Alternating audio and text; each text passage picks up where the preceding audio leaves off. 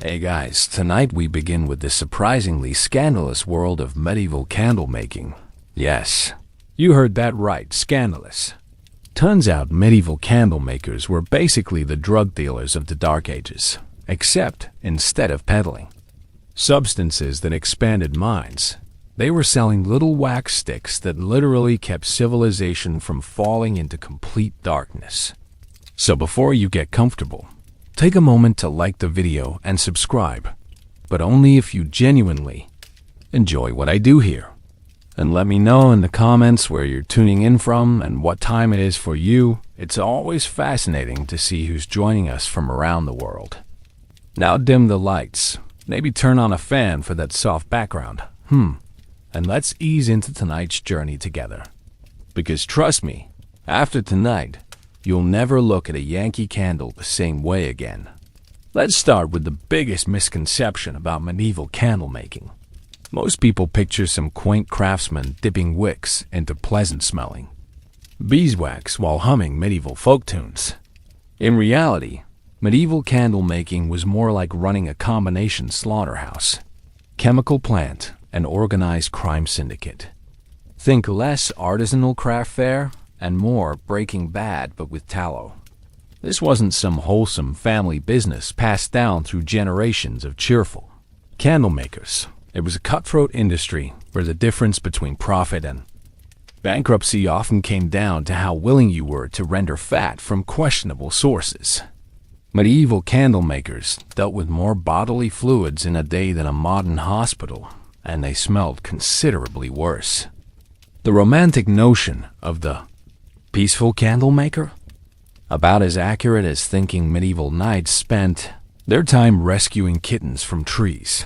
The 14th century was essentially humanity's awkward teenage phase, old enough to have developed some sophisticated ideas about civilization, but still young enough to make spectacularly poor decisions about basic hygiene and city planning. Medieval Europe wasn't a charming fairy tale kingdom of Disney movies.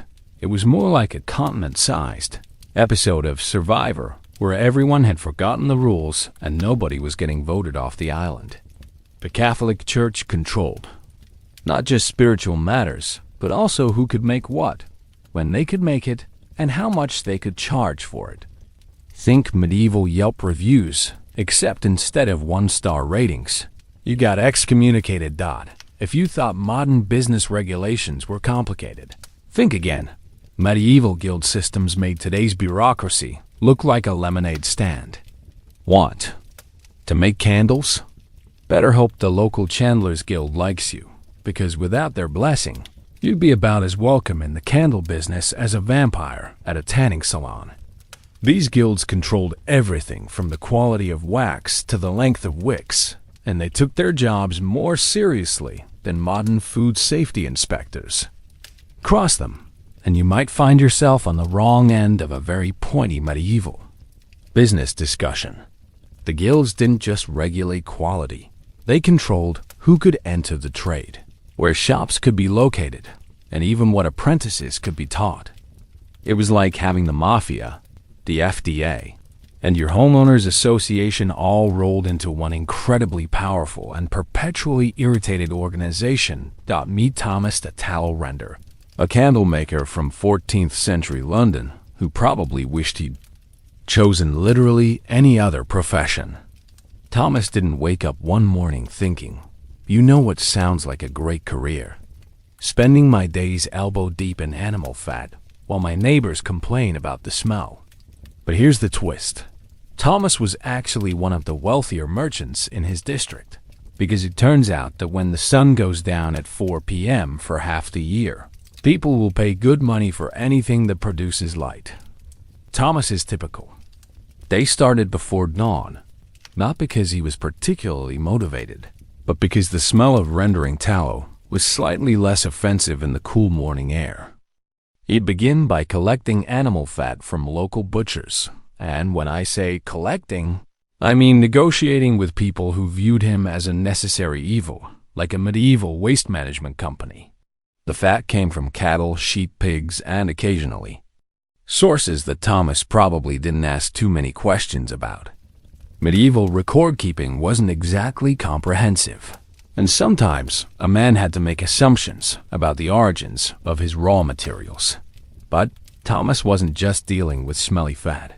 He was running a complex operation that required understanding chemistry, managing supply chains, and navigating guild politics. One week, Thomas might be arguing with the church about whether his candles were pure enough for holy ceremonies. The next week, he'd be negotiating with wealthy merchants who wanted exclusive access to his highest quality beeswax candles. And if you think that's complicated, wait until you hear about the time Thomas accidentally started a neighborhood feud that lasted 3 generations, all because of a dispute over wick quality. This wasn't just about making light sources for people's homes. Candles were the backbone of medieval society's ability to function after dark. Without candles, evening church services couldn't happen. Monks couldn't copy manuscripts. Wealthy families couldn't host dinner parties that established important political alliances. Taverns couldn't stay open late enough to serve as informal town halls, where important business was conducted over questionable ale. Medieval candle makers controlled access to productivity, social life, and even spiritual practice. They weren't just craftsmen. They were the gatekeepers of civilization's extended hours. A bad batch of candles could shut down a monastery's evening prayers, cancel a noble's important feast, or leave an entire neighborhood fumbling around in dangerous darkness. The quality of your candles determined whether you were a respected member of the community or the person everyone blamed when things literally went dark. These weren't just household items. They were the technology that separated civilized society from chaos, one tiny flame at a time. But Thomas and his fellow candle makers were just the beginning of this surprisingly complex industry. The raw materials alone involved a supply chain that would make modern logistics managers weep with admiration. And the competition? Well, let's just say medieval business disputes made modern corporate rivalry look like a friendly game of checkers. The art of medieval candle making. And yes, they called it an art with the same straight face that modern people call reality TV entertainment. Was essentially an elaborate dance between chemistry, economics, and sheer desperation to avoid dying in the dark. Unlike the modern assumption that candle making involved cheerfully dipping wicks into pleasant-smelling materials while whistling folk tunes, medieval reality was more like running a primitive chemical processing plant where the main ingredients were animal corpses and the dress code was whenever you don't mind getting permanently stained with grease. The process developed the way it did because medieval people had figured out that darkness was inconvenient, expensive, and occasionally fatal, but they hadn't quite figured out electricity yet. So they did what humans always do when faced with a problem. They found the most complicated, smelly, and labor-intensive solution possible, and then created an entire guild system to regulate it. The medieval approach to problem-solving was like using a Rube Goldberg machine to turn on a light switch. Technically effective, but involving far more moving parts and potential disasters than seemed strictly necessary. Medieval candle makers weren't just craftsmen. They were part chemist, part businessman, part waste management specialist, and part amateur veterinarian. They had to understand which animal fats burned cleanest. Spoiler alert, the expensive ones. How to purify tallow without creating toxic fumes that would kill their customers before the candles did. And how to navigate guild politics more treacherous than a medieval soap opera. The typical candle maker's workshop looked like what would happen if a butcher shop, a chemistry lab, and a monastery had a baby that nobody wanted to babysit. The raw materials alone told a story of medieval priorities. The wealthy got beeswax candles that burned clean and smelled pleasant, essentially the medieval equivalent of buying organic, locally sourced artisanal lighting. The middle class got tallow candles made from sheep or cattle fat, which provided decent light but smelled like you were burning a hamburger. The poor got rushlights, basically reeds dipped in whatever fat was available, which was the medieval equivalent of using a cigarette lighter as your primary home lighting system. Take our friend Thomas on a typical Tuesday morning in 1347. Thomas would arrive at his workshop around 5 a.m., not because he was an early riser by choice, but because rendering tallow at noon would have resulted in neighbors throwing more than just 30 looks his way. The first task was assessing yesterday's fat collection, a process that required the diagnostic skills of a modern mechanic combined with the stomach of a medieval executioner. Thomas would examine each piece of fat like a wine connoisseur evaluating a vintage, except instead of detecting notes of oak and berry, he was looking for signs of rot, disease, or origins that might violate guild regulations. The best fat came from healthy cattle and sheep, animals that had died for food rather than disease. But sometimes a man had to work with what was available, and Thomas had developed a talent for making even questionable fat sources produce acceptable candles. This skill was somewhere between alchemy and wishful thinking, with a heavy emphasis on not asking too many questions about provenance. The rendering process itself was where medieval candle making revealed its true nature as controlled chaos. Thomas would cut the fat into small pieces, a task that required sharp knives, strong arms, and a complete disregard for what his fingernails would look like afterward. These pieces went into large iron cauldrons over carefully maintained fires. Too hot, and the fat would burn, creating smoke that could be smelled 3 streets away and candles that burned like miniature smokestacks. Too cool, and the rendering would take all day, assuming it worked at all.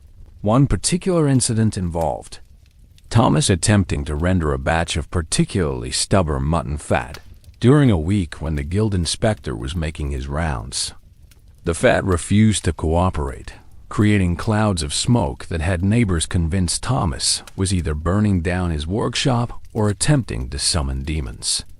The guild inspector arrived just as Thomas was frantically trying to adjust his fire, resulting in a scene that witnesses described as like watching a man wrestle with an angry ghost while his house tried to disappear into a cloud. The inspector, a man named Gilbert, who took his job with the seriousness of a modern tax auditor, began examining Thomas's setup with the thoroughness of someone conducting a medieval forensic investigation.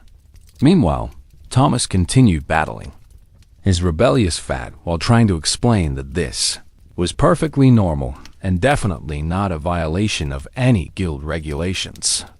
The situation escalated when Gilbert discovered that Thomas had been using oak wood instead of the guild-approved beech wood for his fires, leading to a heated discussion about proper fuel sources that lasted longer than the rendering process itself. Another memorable day involved Thomas receiving a special order from the local monastery for 40 high-quality beeswax candles needed for a visiting bishop's ceremony. This seemed straightforward until Thomas discovered that his usual beeswax supplier had sold his entire stock to a wealthy merchant's wife who was planning an elaborate feast. Thomas spent 3 days traveling to neighboring villages, essentially becoming a medieval beeswax detective, tracking down enough pure beeswax to fulfill his order.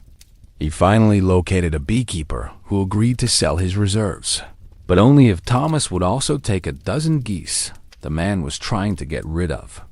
Thomas agreed, reasoning that geese fat could be useful for lower-grade candles, which is how he ended up herding 12 irritated geese through the streets of London, while carrying 40 pounds of beeswax. The monastery order was completed successfully, but not before Thomas had learned more about goose behavior than he'd ever wanted to know, and his workshop had acquired a permanent resident goose named Hildegard, who refused to leave and seemed to have appointed herself as unofficial workshop supervisor. But medieval candle making wasn't that simple. Nothing in the medieval world ever was. The first major complication was the church's complicated relationship with artificial light.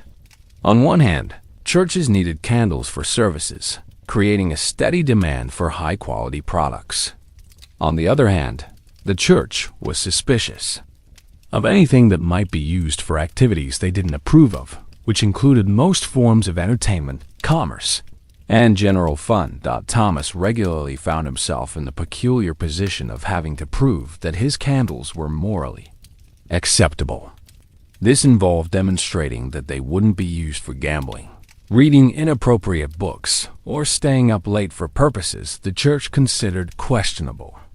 The guild had developed a complex system of candle blessing and approval that was part quality control, part theological examination, and part medieval bureaucratic nightmare. Then there was the economic contradiction that defined the entire industry.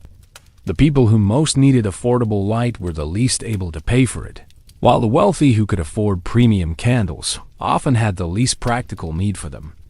Thomas found himself in the strange position of creating luxury items for people who used them for decoration, while struggling to produce affordable options for customers who actually needed them to see their work after sunset. The guild system added another layer of contradiction.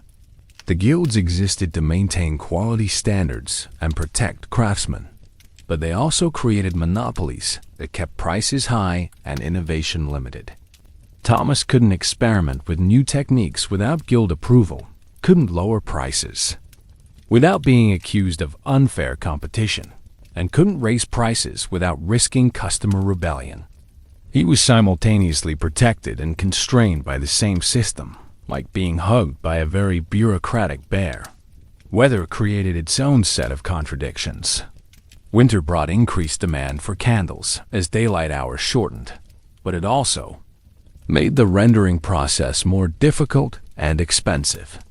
Summer provided better working conditions but lower demand, except when it didn't rain enough to fill the water barrels needed for cooling the rendered tallow, or when it rained too much and ruined stored materials.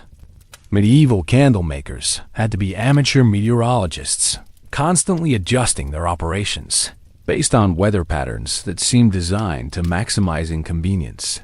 Perhaps most frustrating was the contradiction between the importance of candles and society's attitude toward candle makers. Everyone needed candles, but nobody wanted to live next to the person who made them. Thomas was simultaneously essential and unwelcome, respected for his craft and avoided for his smell. He was invited to important guild meetings and asked to leave taverns. Medieval society had created a class of necessary pariahs, people whose skills were crucial, but whose presence was barely tolerated. The result was a candle-making industry that operated in a constant state of controlled chaos, where success depended as much on political navigation as technical skill. Thomas and his fellow candle makers found themselves at the center of medieval society's contradictions about commerce, technology, and social hierarchy. The guild system's response to these challenges was typically medieval: more rules. The Chandlers Guild developed increasingly specific regulations about everything from the diameter of wicks to the acceptable color variations in tallow. They created a licensing system more complex than modern professional certifications, requiring apprentices to demonstrate proficiency in everything from fat rendering to customer relations. Master candle makers had to prove they could produce consistent quality while maintaining workshop hygiene standards that were remarkably advanced for their time. Local authorities reacted to the candle industry's importance by implementing zoning laws that were centuries ahead of their time. Candle makers were required to locate their workshops in specific districts, maintain minimum distances from churches and markets, and follow waste disposal procedures that modern environmental regulators would recognize. The City of London developed what was essentially medieval industrial planning, all because nobody wanted to smell rendering tallow during their evening meal. Churches developed their own quality control systems, employing monks who specialized in candle evaluation.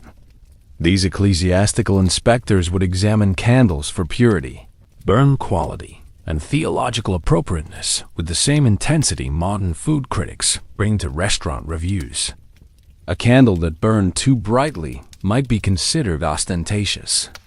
One that burned too dimly could be seen as insufficient devotion.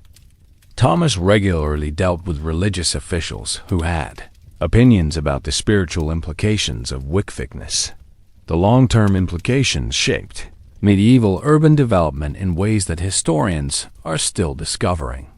Cities developed around the practical needs of essential industries like candle making, creating the first examples of industrial zoning. The guild system became the foundation for modern professional organizations and trade unions. The quality control measures developed for candles influenced manufacturing standards across multiple industries. Customers reacted to the industry's complexities by developing sophisticated preferences and expectations. Wealthy households employed candle stewards whose job was to manage lighting needs and evaluate suppliers. Middle-class families developed candle budgets and seasonal purchasing strategies.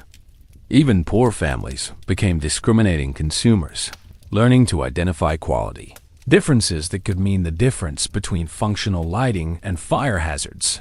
The ironic outcome was that an industry created to solve the simple problem of darkness became one of medieval society's most complex commercial enterprises.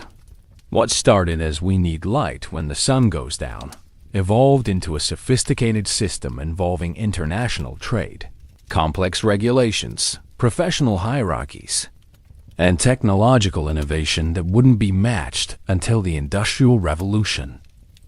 Meanwhile, the daily reality of working in this industry meant that Thomas and his fellow candle makers had to master skills that modern professionals would find challenging. The technical knowledge required was impressive, but the social navigation necessary to survive in medieval commerce was even more demanding. If you thought understanding the chemistry of tallow rendering was complicated, the interpersonal dynamics of medieval business relationships made modern office politics look like a friendly game of chess. Thomas didn't just have to produce good candles. He had to maintain relationships with suppliers who might be his competitors, customers who might be his creditors, and guild officials who had the power to shut down his business over disputes about wick fiber origins. The economic pressures alone would have challenged modern business managers. Thomas operated in a market where demand was seasonal, supply was unpredictable, prices were regulated, and competition was both controlled and cutthroat. He had to maintain inventory without refrigeration, manage cash flow without banking systems, and plan for the future without reliable weather forecasts or economic predictions. But perhaps most challenging was the simple fact that medieval candle making required working with materials and processes that tested the limits of human tolerance for unpleasant working conditions. The next phase of our story explores just how unpleasant those conditions could be, and how medieval craftsmen developed coping strategies that range from ingenious to desperate. If the technical aspects of medieval candle making were complicated, then the business side was like playing three-dimensional chess while blindfolded and riding a horse. The medieval candle trade wasn't just about making light sources. It was about navigating a commercial landscape more treacherous than a soap opera written by Machiavelli, where Thomas's daily work involved wrestling with animal fat and temperamental fires. His business dealings required the diplomatic skills of a UN mediator combined with the ruthless instincts of a medieval warlord. The context for this commercial complexity was medieval Europe's bizarre economic system, which operated on principles that would make modern economists weep with confusion. Imagine if Amazon, the Better Business Bureau, the Catholic Church, and your local homeowners association all decided to jointly regulate online shopping. Except instead of online shopping, it was literally everything anyone wanted to buy or sell. And instead of reasonable regulations, they created a system so complicated that it required professional interpreters. Medieval commerce operated on a combination of barter, credit, seasonal trading, religious restrictions, and guild monopolies. That made modern tax codes look like children's picture books. A simple transaction like buying wax could involve negotiations with suppliers who only accepted payment in specific goods. During certain seasons, with the approval of guild officials who might be having a theological dispute with the local bishop about the spiritual implications of beeswax quality. This became particularly relevant for candle makers because their product was both essential and luxury, practical and symbolic, everyday necessity and religious requirement. Thomas wasn't just selling light sources. He was dealing in items that could be household utilities, status symbols, religious artifacts, or political statements, depending on who was buying them and why. A single candle order could involve considerations of theology, economics, social hierarchy, and seasonal availability that would challenge modern project managers. The medieval approach to business relationships was based on personal connections, family networks, guild memberships, and religious affiliations that created webs of obligation and opportunity more complex than modern corporate structures. Thomas didn't just have customers. He had patrons, allies, rivals, debtors, creditors, and people whose relationship status could best be described as it's complicated. Managing these relationships required social skills that would impress modern diplomats, because offending the wrong person could mean losing not just a customer, but access to essential suppliers, guild protection, or even the right to operate in certain districts. Consider the Great Beeswax Crisis of 1348, when Thomas found himself at the center of what medieval chroniclers described as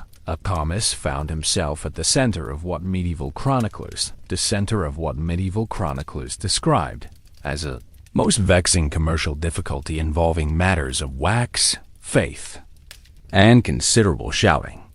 The crisis began when Brother Benedict, the monastery's candle procurement officer, placed an order for 60 premium beeswax candles needed for Easter services.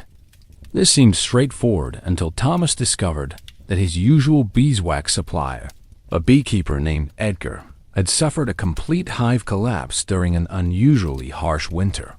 Edgar's situation was complicated by his debt to a wealthy merchant named Aldrich, who had loaned Edgar money to expand his beekeeping operation the previous year. Aldrich demanded repayment in beeswax, effectively claiming Edgar's entire remaining supply. This left Thomas with a monastery expecting 60 candles, a supplier with no product, and a merchant who controlled the only local source of the materials Thomas needed. Thomas's first attempt at solving this problem involved traveling to neighboring villages to locate alternative beeswax sources. This sounds simple until you consider that medieval travel was like modern travel if all flights were canceled. Roads were maintained by people who had never heard of construction standards. And your GPS was a guy named Harold who claimed to know the way, but kept getting distracted by interesting-looking taverns. After 3 days of travel that should have taken one, Thomas located a beekeeper willing to sell wax, but only if Thomas could provide payment in specific goods. 2 pigs, a barrel of ale, and a set of iron tools. Thomas didn't have pigs, didn't brew ale, and couldn't afford iron tools, but he did have connections. This began a complex series of negotiations that involved trading candles to a pig farmer for swine, exchanging tallow to a brewer for ale, and convincing a blacksmith to accept future candle deliveries in exchange for tools. The situation became more complicated when Brother Benedict, growing anxious about his Easter deadline, decided to involve the monastery's business manager, a monk named Father Aldwin, who had strong opinions about commercial ethics. Father Aldwin informed Thomas that the monastery would only accept candles made from wax obtained through morally acceptable transactions, which apparently excluded any deals involving Aldrich, whom the monastery considered spiritually questionable due to his business practices. This meant Thomas had to prove not just the quality of his beeswax, but the moral purity of his entire supply chain. He spent 2 days documenting every transaction, interview, and handshake involved in acquiring his materials, creating what was essentially a medieval audit trail that would have impressed modern compliance officers. The paperwork alone required the services of brother scribes, professional writers who charged by the word and apparently viewed Thomas's situation as an opportunity for creative billing. Meanwhile, Aldrich discovered Thomas's alternative purchasing plan and decided this represented unfair competition. He complained to the guild, claiming Thomas was violating regulations by operating outside established supplier relationships. This triggered a guild investigation that required Thomas to explain his business practices to officials who seemed to enjoy making simple questions sound like theological examinations. The crisis reached its peak when Edgar, desperate to resolve his own problems, offered to sell Thomas his entire remaining beeswax supply, including the portion claimed by Aldrich, if Thomas would hire Edgar as an apprentice candlemaker. This created a situation where Thomas could solve his immediate supply problem, but only by potentially creating a business partner whose primary qualification was desperation and whose presence would certainly anger Aldrich.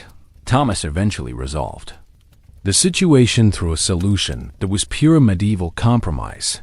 He convinced the monastery to accept a mixed order of beeswax and high-quality tallow candles, hired Edgar as a part-time assistant, negotiated a payment plan with Aldrich that involved regular candle deliveries, and submitted to a guild review that resulted in a formal commendation for innovative problem-solving within established commercial frameworks. The Easter candles were delivered on time. Brother Benedict was satisfied. Edgar learned a new trade. Aldrich received his payments, and the guild added Thomas's solution to their official manual of acceptable business practices. The total cost of resolving what started as a simple supply shortage included 3 days of travel, 2 pigs, a barrel of ale, a set of iron tools, professional writing services, guild investigation fees, and enough stress to give Thomas what modern doctors would recognize as an ulcer. This wasn't an isolated incident. It was typical of how medieval commerce operated. Thomas regularly found himself managing business relationships that resembled diplomatic negotiations between small nations, where personal grudges, religious considerations, and economic necessities created situations that required solutions more creative than practical. The pattern that emerged was medieval business as a complex social ecosystem, where every transaction had implications beyond the immediate exchange of goods and money. Thomas couldn't simply buy materials and sell products. He had to maintain relationships with suppliers who might be competitors, customers who might be creditors, and guild officials who viewed every business decision as a potential precedent for future regulations. Why did this pattern exist? Medieval society was based on personal relationships and community obligations in ways that modern people struggle to understand. Business wasn't separate from social life, religious practice, or political relationships. It was integrated into a system where your reputation as a craftsman affected your standing in the community, your ability to get credit, your access to raw materials, and even your family's marriage prospects. Social factors included the reality that most people lived in small communities, where everyone knew everyone else's business. Thomas couldn't have a bad day at work without half the neighborhood knowing about it by evening. He couldn't shortchange a customer without the story spreading to potential future clients. He couldn't ignore guild regulations without word reaching officials who took such matters personally. Economic factors were equally complex. Medieval currency was unreliable, credit was personal, and banking was primitive. Most transactions involved some combination of money, goods, services, and promises. That created ongoing relationships rather than simple exchanges. Thomas might sell candles to a customer who paid partially in cash, partially in raw materials, and partially in promises to provide future services. These arrangements created webs of mutual obligation that could last for years. Political factors added another layer of complexity. Local authorities, guild officials, church representatives, and wealthy merchants all had overlapping jurisdictions and competing interests. A business decision that pleased one group might anger another, requiring careful navigation of local power structures. Thomas had to understand not just market forces, but the personal relationships between various officials and how their conflicts might affect his business operations. The religious dimension was particularly tricky because the church's attitude toward commerce was complicated and often contradictory. Profit was acceptable, but not excessive. Competition was permitted, but not cutthroat. And innovation was welcomed, but not if it disrupted established social order. Thomas had to balance commercial success with religious acceptability, often requiring theological justification for business practices that modern entrepreneurs would consider routine. Compared to other time periods and places, medieval European commerce was uniquely complex because it combined the personal relationship focus of tribal societies with the economic sophistication of urban civilizations. Regulated by religious institutions that had strong opinions about temporal matters and political structures that were still figuring out how to manage economic activity. The effects of this commercial complexity were far-reaching and often surprising. Those who benefited most were craftsmen like Thomas, who developed the social and political skills necessary to navigate the system. Successful medieval business owners weren't just good at their crafts. They were accomplished diplomats, negotiators, and relationship managers who could turn potential conflicts into profitable partnerships. The guild system, despite its limitations, provided stability and protection for craftsmen who learned to work within its framework.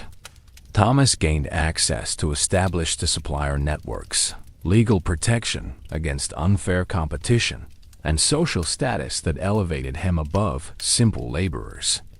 Guild membership also provided insurance against disasters, assistance during illness, and support for widows and orphans, essentially a comprehensive social safety net that modern small business owners would envy. Customers benefited from quality standards and dispute resolution mechanisms that were remarkably advanced for their time. When Thomas delivered substandard candles, customers had recourse through guild procedures that could force refunds, replacements, or compensation. The system also prevented the kind of price manipulation and quality deception that plagued unregulated markets. However, those who suffered included consumers who were excluded from the benefits of guild protection, craftsmen who couldn't gain guild membership, and innovators whose ideas challenged established practices. The poor often paid higher prices for lower quality goods because they couldn't access guild-protected markets. Women, foreigners, and religious minorities faced barriers to full participation in commercial life that limited their economic opportunities. Unintended consequences were numerous and often amusing. The emphasis on personal relationships meant that business disputes could escalate into family feuds that lasted generations. Thomas once refused a customer's unreasonable demands and found himself uninvited to weddings, excluded from social events, and subjected to hostile stares during church services for months afterward. Medieval business networking was intensely personal in ways that made modern professional relationships seem refreshingly impersonal. The system also created opportunities for creative problem-solving that modern entrepreneurs would recognize. Thomas developed financing arrangements, partnership structures, and customer service practices that were innovative for their time. The need to satisfy multiple stakeholders with competing interests forced medieval craftsmen to become remarkably sophisticated business managers. How this shaped future developments was significant. The guild system became the foundation for modern professional organizations, trade unions, and industry associations. The emphasis on quality standards influenced manufacturing practices that persist today. The integration of business relationships with social and religious life created patterns of community-based commerce that continue in small-town business environments. The medieval approach to business ethics, while complicated, established principles about fair dealing, community responsibility, and stakeholder consideration that influenced later commercial law. Modern concepts like customer service, quality assurance, and professional standards can trace their origins to medieval guild practices that were developed to manage exactly the kind of complex commercial relationships that Thomas navigated daily. Most importantly, the medieval commercial system demonstrated that economic activity is never purely economic. It's always embedded in social, political, and cultural contexts that shape how business is conducted and what constitutes success. Yet even as Thomas was mastering the art of medieval commercial diplomacy, larger forces were reshaping the candle industry in ways that would challenge everything he had learned about business relationships and craft traditions. The Black Death was beginning to spread across Europe, creating labor shortages that would fundamentally alter how work was organized and valued. Political changes were also affecting the candle trade. The 100 Years' War was disrupting traditional trade routes and creating new demands for portable lighting that soldiers could carry into battle. Technological innovations from other industries were beginning to influence candle making. As metalworkers developed better tools and glassmakers created superior lanterns that required different types of candles. Perhaps most significantly, the rise of urban centers was changing how people lived and worked. Larger cities meant more customers, but also more competition, more regulations, and more complex supply chains. Thomas found himself adapting to a business environment that was becoming more sophisticated and more demanding with each passing year. The changes weren't just commercial, they were social and cultural. A new generation of craftsmen was emerging who had different attitudes toward work, different relationships with authority, and different expectations about what constituted a successful career.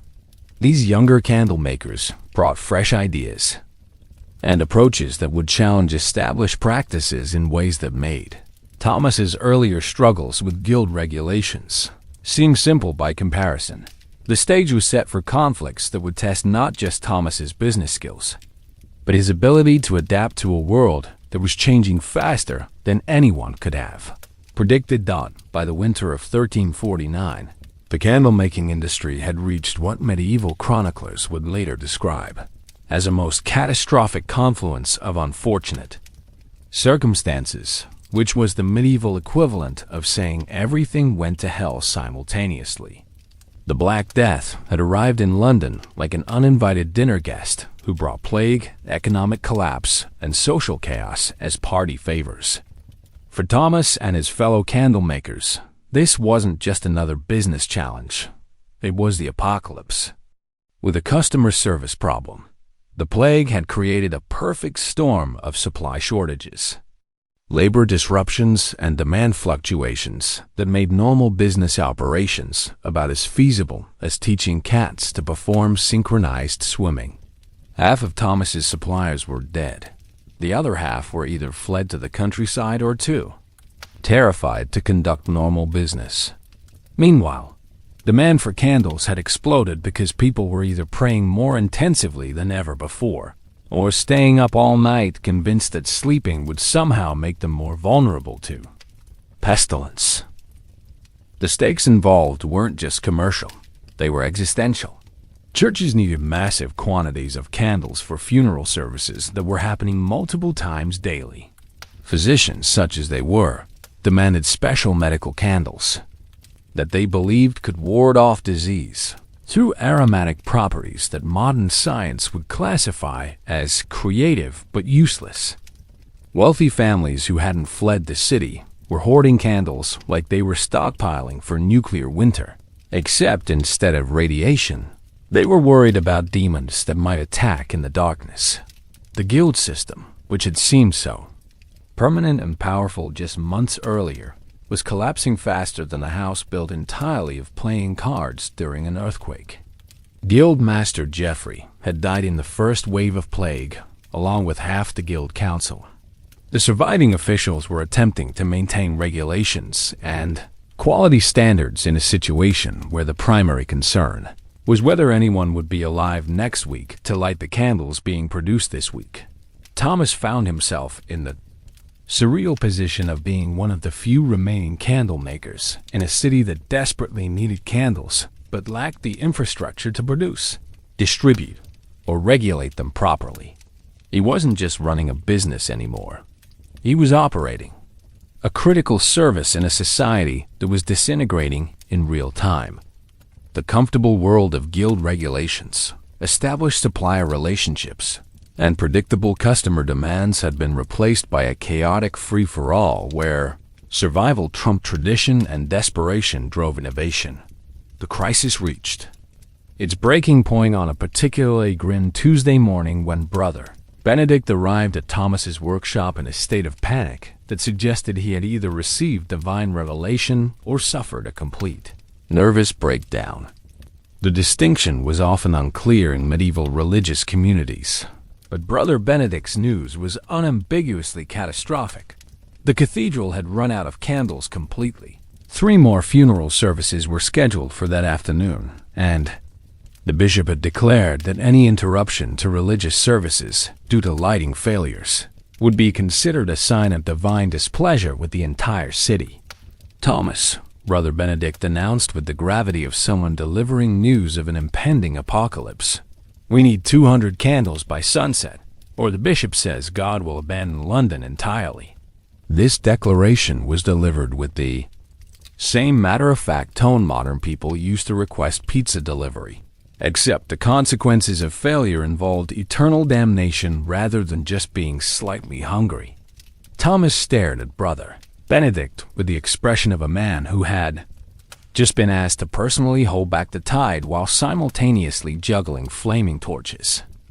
200 candles represented roughly a week's normal production under ideal circumstances, with full staff, complete supplies, and no plague-related interruptions. Thomas currently had about 30 pounds of mixed tallow, no apprentices, and a supply chain that had collapsed more thoroughly than a medieval house of cards during an earthquake. But medieval craftsmen didn't survive by accepting impossible situations. They survived by finding ways to make impossible situations merely extremely difficult. Thomas began calculating options with the desperation of a man whose eternal soul might depend on his mathematical abilities. He had enough raw materials for perhaps 60 candles if he worked continuously and nothing went wrong. He could potentially acquire more tallow from the local butcher, assuming the butcher was still alive and willing to conduct business during a plague outbreak. The first step was inventory assessment, which revealed that Thomas's workshop contained a random assortment of materials that looked like the result of a medieval scavenger hunt.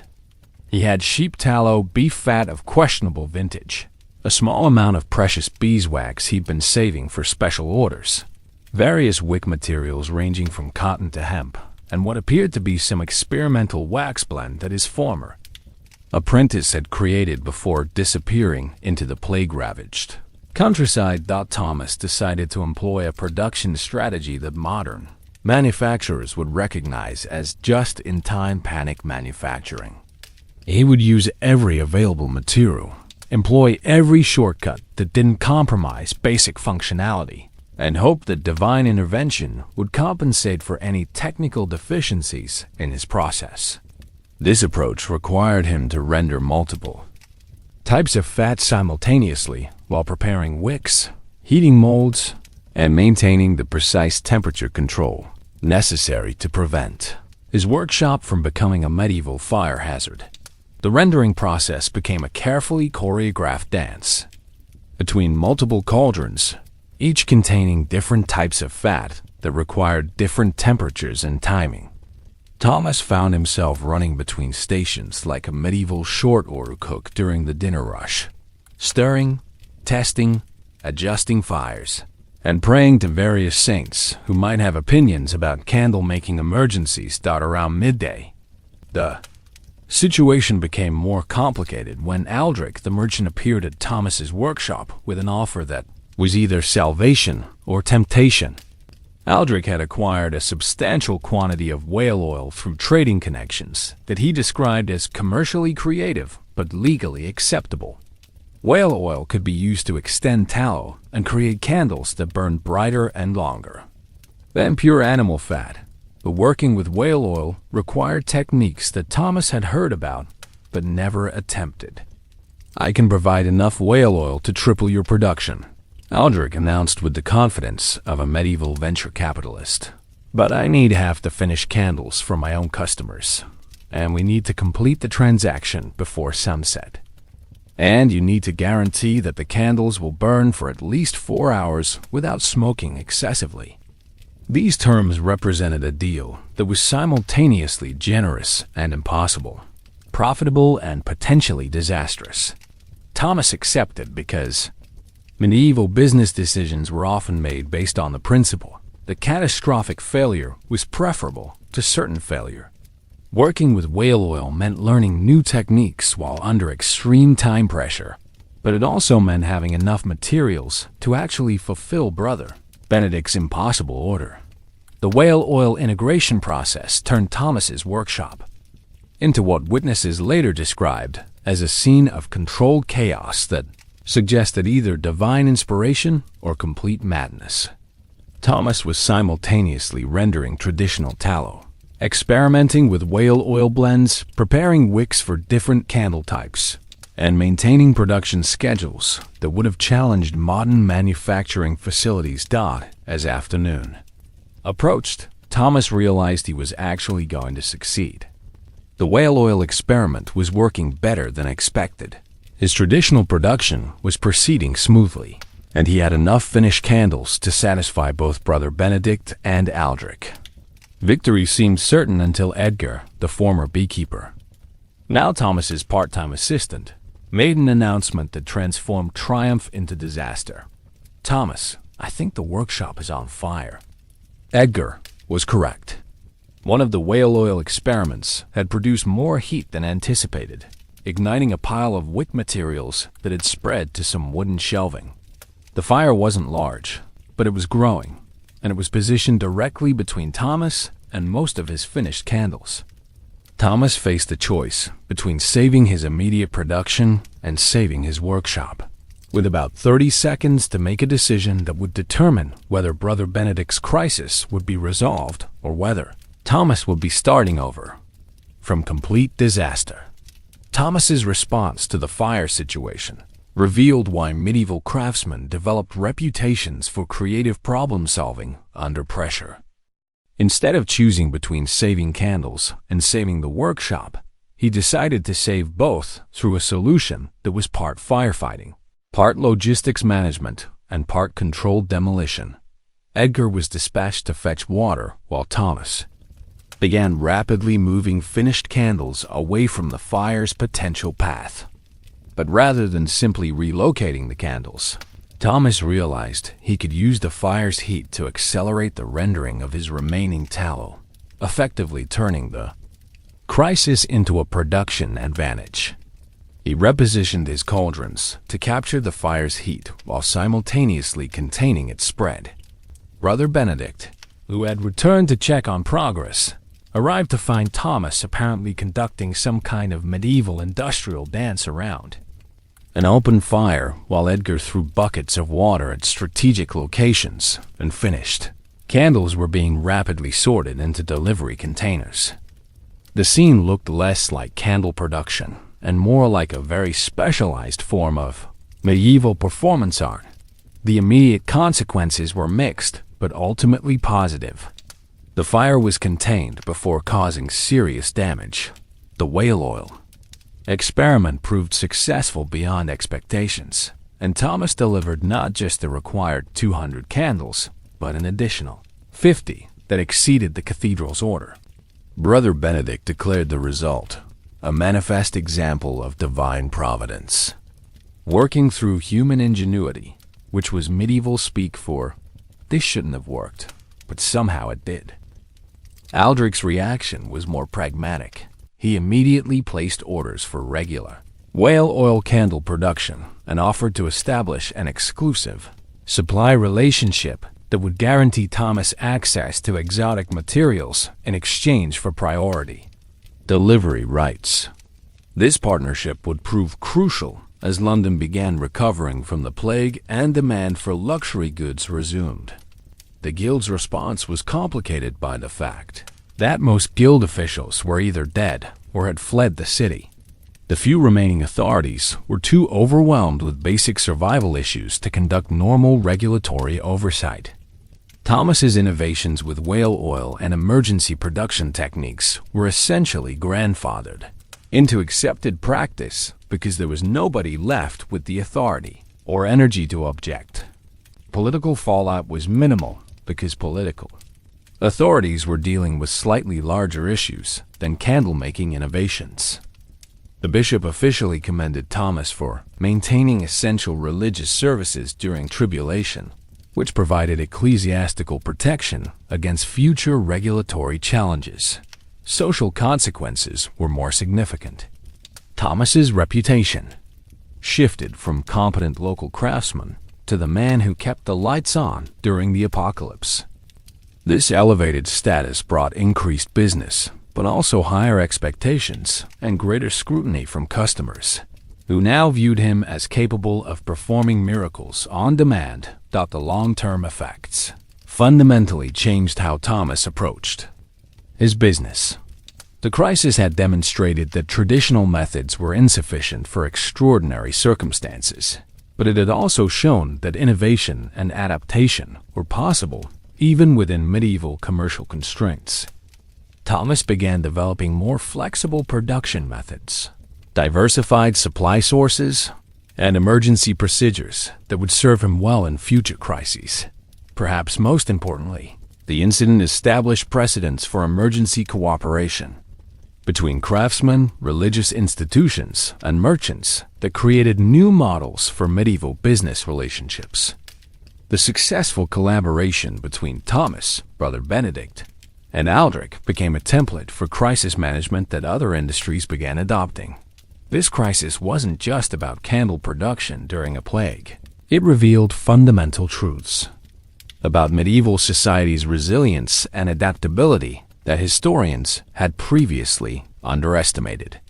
The incident demonstrated that medieval craftsmen possessed technical knowledge and problem-solving abilities that enabled rapid innovation when circumstances demanded it.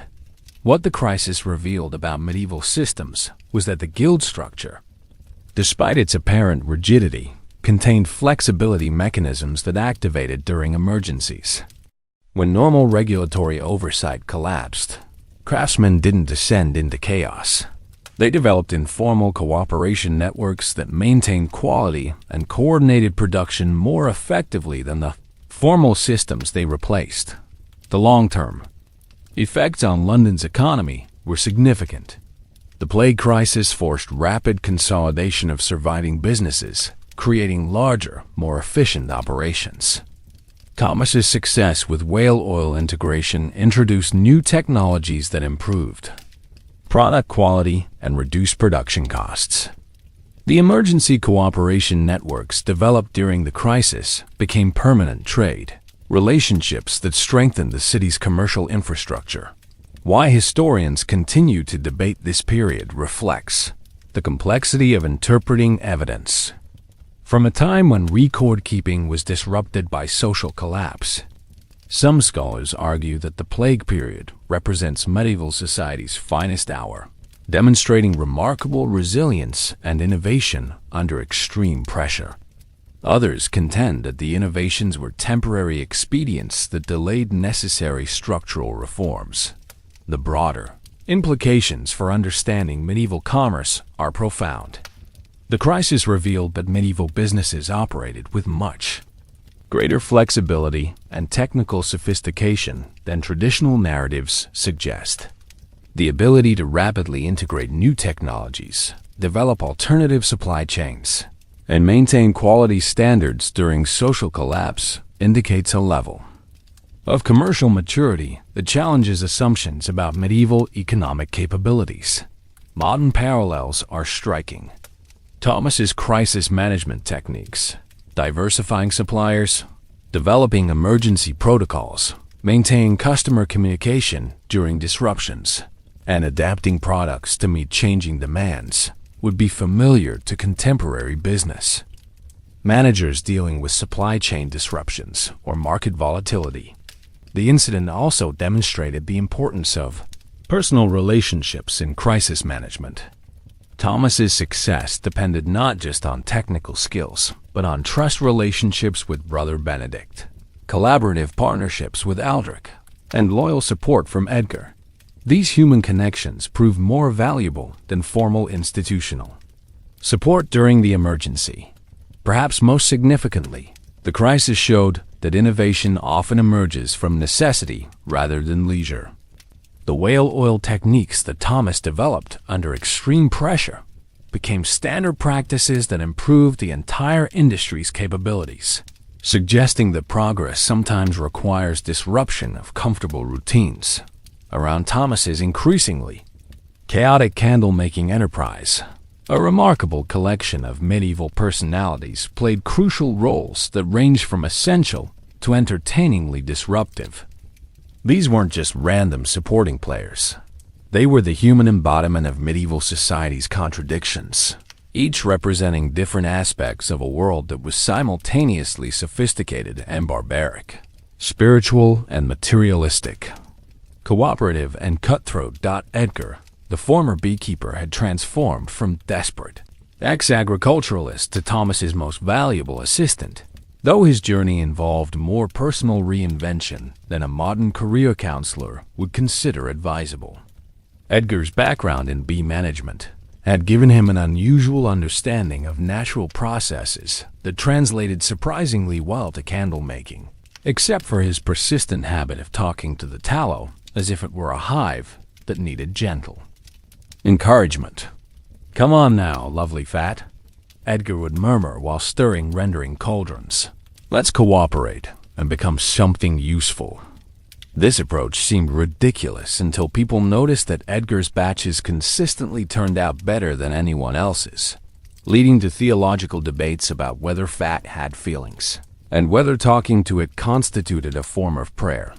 Edgar's personal story represented the plague's disruption of traditional occupations. He'd been a successful beekeeper until disease killed his hives. Drought destroyed his honey production, and economic collapse eliminated his customer base. Rather than accepting destitution, Edgar had reinvented himself as a candlemaker's assistant, bringing innovative techniques and an optimistic attitude that brightened Thomas's workshop, both literally and figuratively.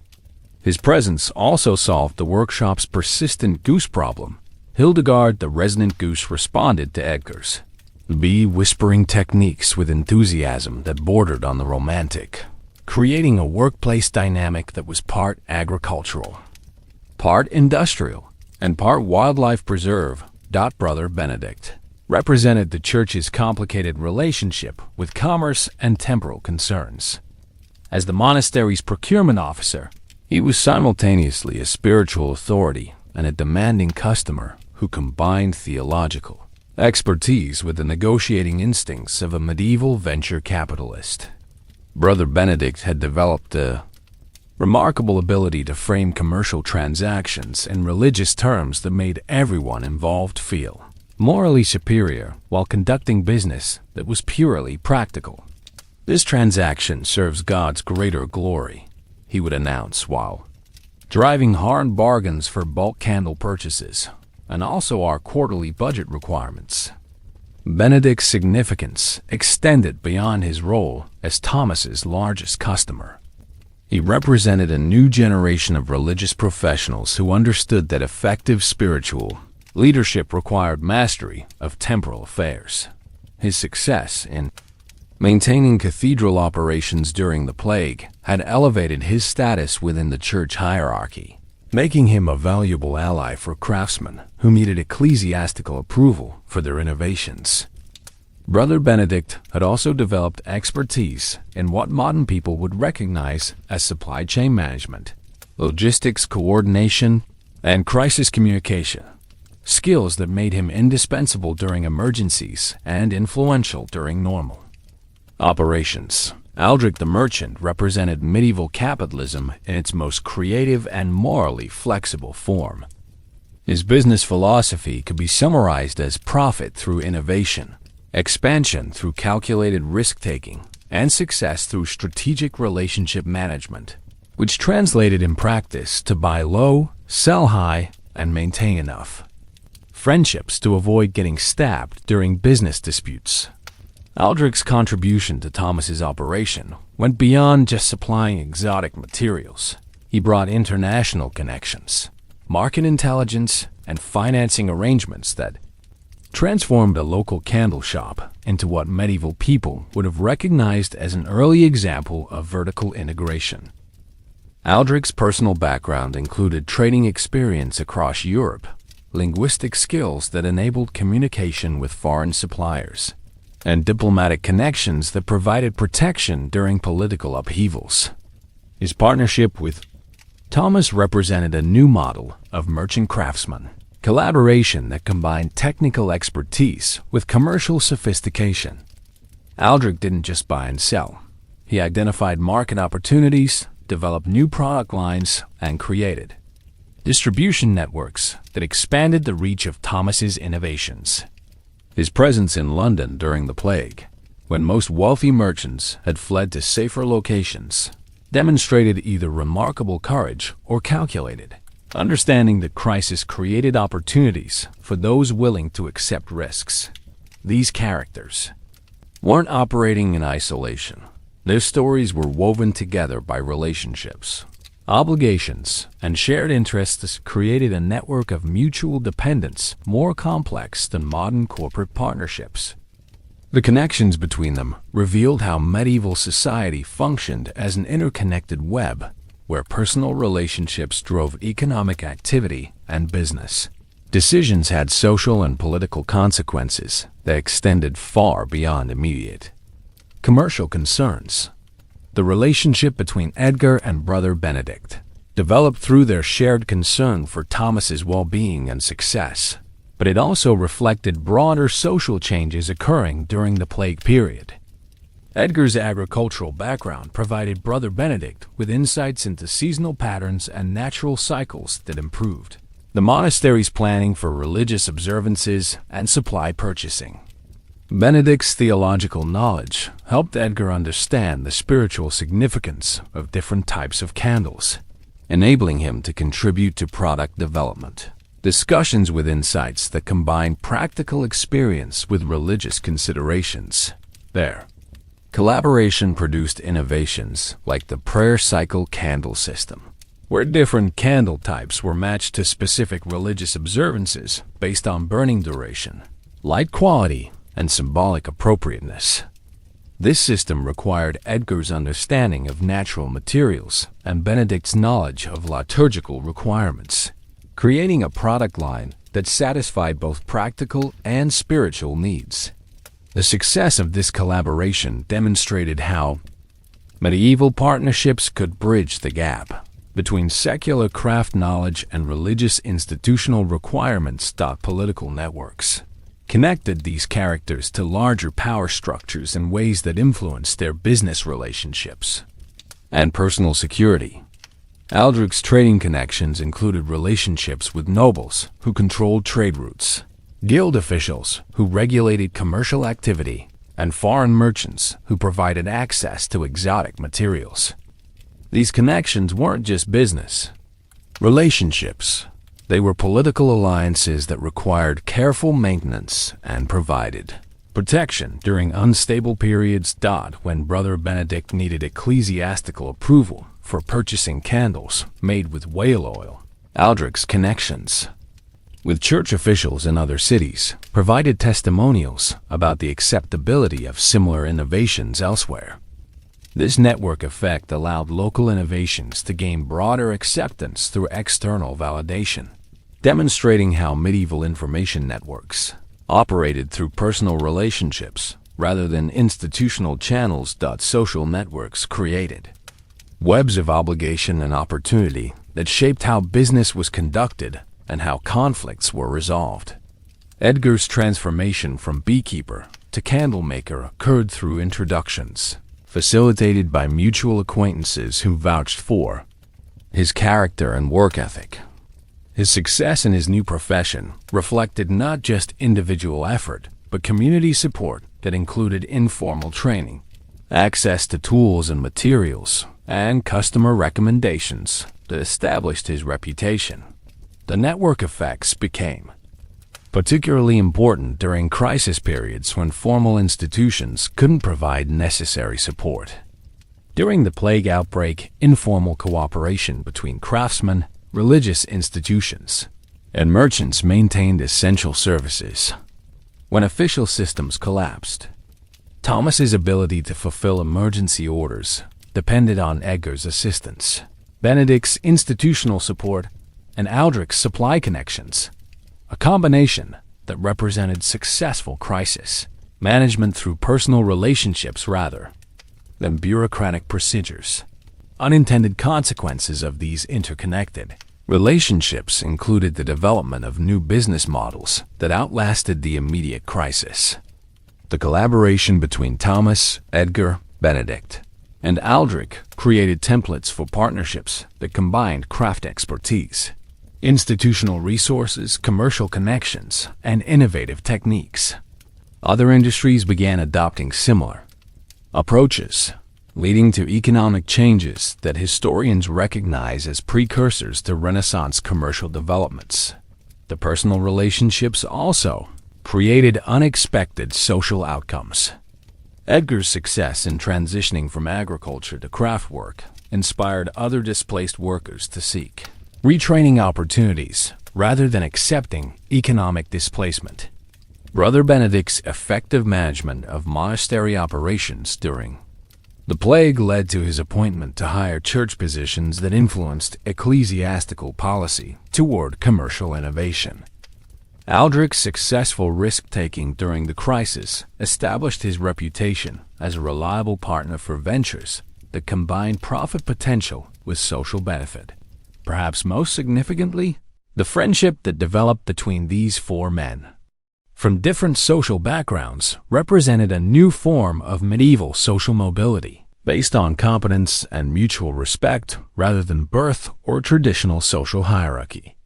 Their collaboration demonstrated that effective partnerships could transcend conventional social boundaries when participants shared common goals and complementary skills. To understand how these characters operated successfully within medieval society, you need to understand the cultural environment that shaped their daily lives, social interactions, and business practices. Medieval London in the mid-14th century was a city where traditional social structures were being challenged by economic changes, demographic disruptions, and technological innovations that created opportunities for people willing to adapt to new circumstances. Daily life for craftsmen and merchants involved navigating social expectations that combine Christian moral teachings with practical commercial necessities in ways that required constant moral and ethical calculation. Thomas and his associates lived in a world where business success was expected to serve community needs, but individual profit was also morally acceptable if pursued through honest means. This balance required understanding complex social codes that governed appropriate behavior for different social classes and occupational groups. Religious beliefs permeated every aspect of medieval life in ways that modern secular societies struggled to comprehend. For Brother Benedict, Edgar, Thomas, and even Aldrich, business decisions weren't just economic calculations. They were moral choices that had spiritual implications. The quality of candles used in religious services could affect the efficacy of prayers. The success of commercial ventures depended partly on divine favor, and personal relationships were understood to be part of God's plan for human cooperation and mutual support. Social structures in medieval London were simultaneously rigid and flexible, creating opportunities for advancement while maintaining traditional hierarchies. Edgar's transition from agricultural worker to skilled craftsman was possible because plague disruptions had created labor shortages that made competence more valuable than birth status. However, his success still required navigation of social expectations about appropriate behavior for someone of his background, including deference to higher status individuals and adherence to guild regulations about craft practices. What was considered normal versus exceptional in medieval society differed significantly from modern assumptions. Collaborative business relationships between people from different social classes were unusual but not unprecedented, particularly during crisis periods when survival required practical cooperation rather than strict adherence to social conventions. The partnership between Thomas, Benedict, Edgar, and Aldrich represented innovative social arrangements that pushed the boundaries of conventional relationships while remaining within acceptable cultural parameters. Medieval attitudes toward innovation were complex and often contradictory. New techniques were welcomed if they improved existing practices without challenging fundamental social or religious principles, but changes that threatened established authority or traditional ways of life faced resistance from multiple sources.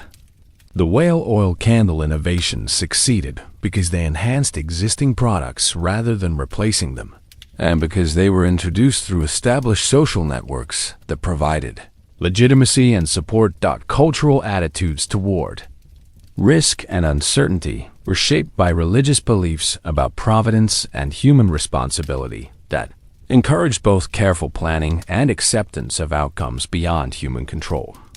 Thomas and his associates approached business ventures with a combination of practical preparation and spiritual resignation that enabled them to take calculated risks while maintaining psychological equilibrium during uncertain times.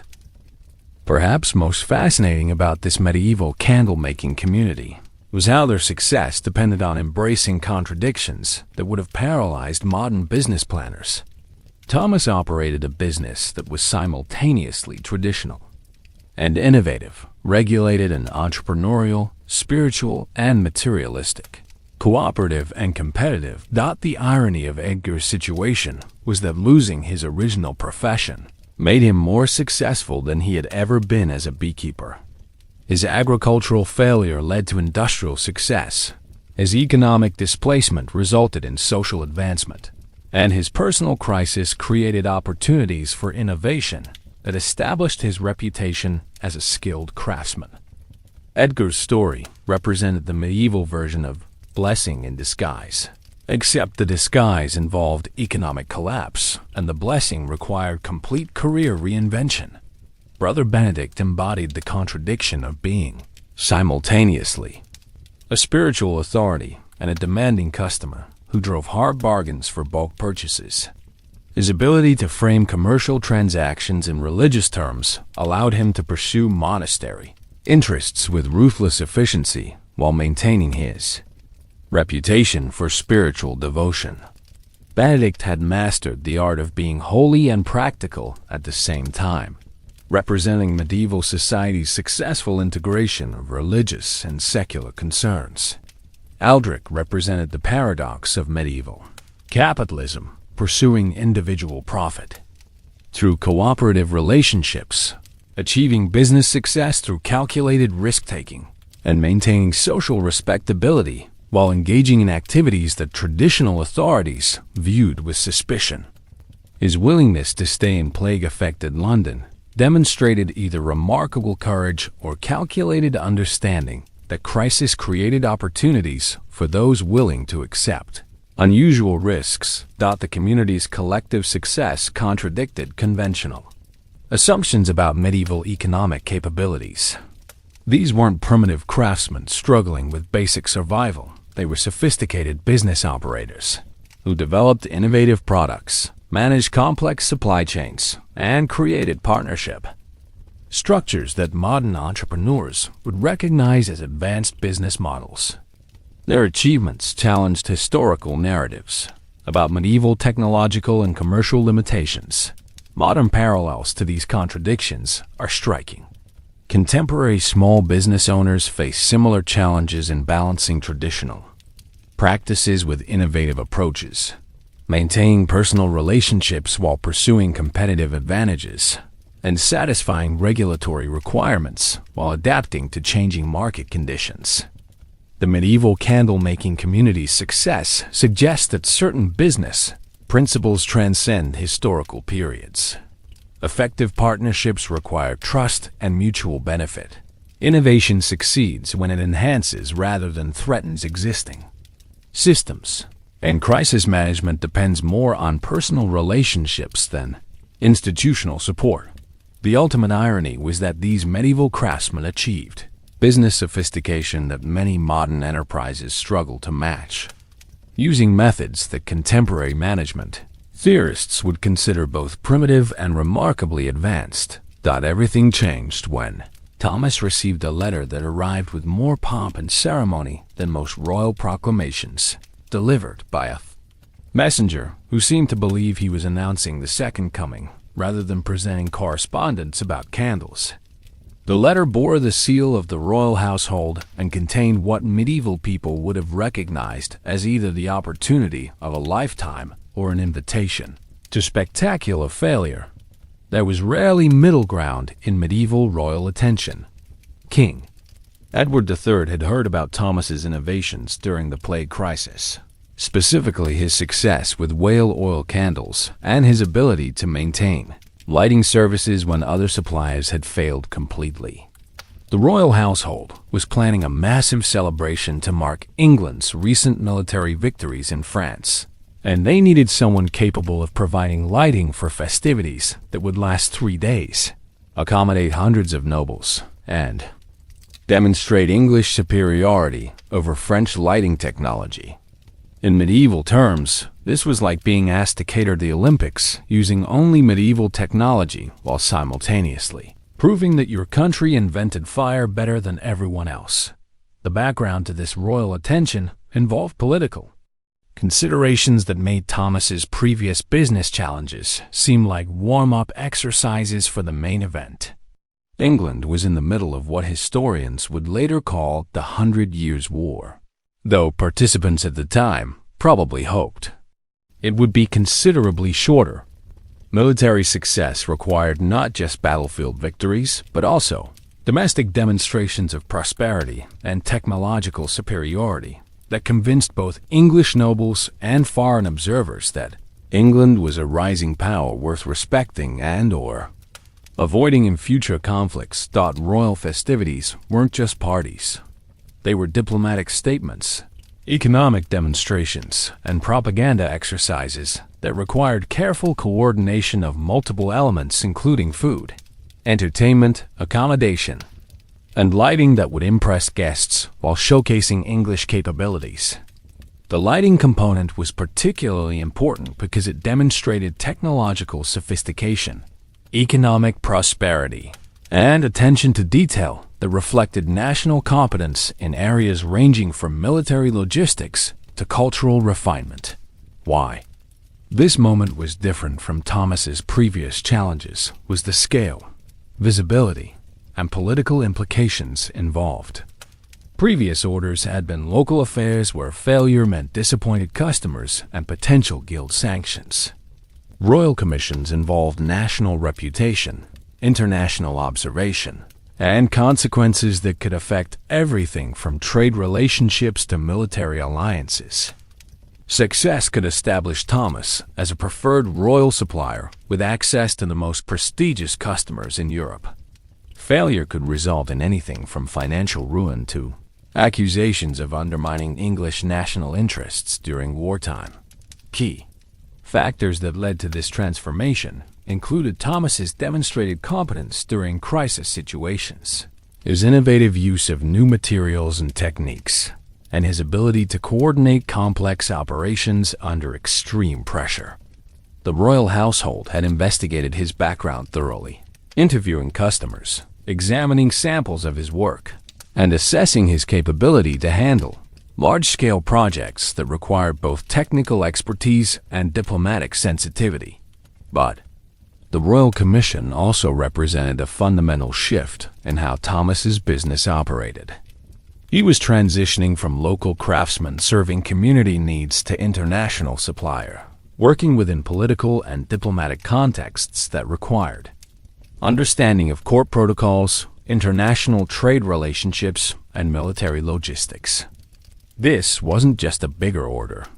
It was entry into an entirely different level of medieval commerce, where business decisions had political implications and commercial success required navigating royal court dynamics that made guild politics seem refreshingly straightforward. The transformation from local candle maker to royal supplier unfolded like a medieval version of a startup company scaling up for its first major enterprise contract, except instead of venture capital funding, Thomas had to navigate feudal politics, and instead of modern project management tools, he relied on prayer, careful planning, and the hope that none of his key suppliers would die before the project was completed.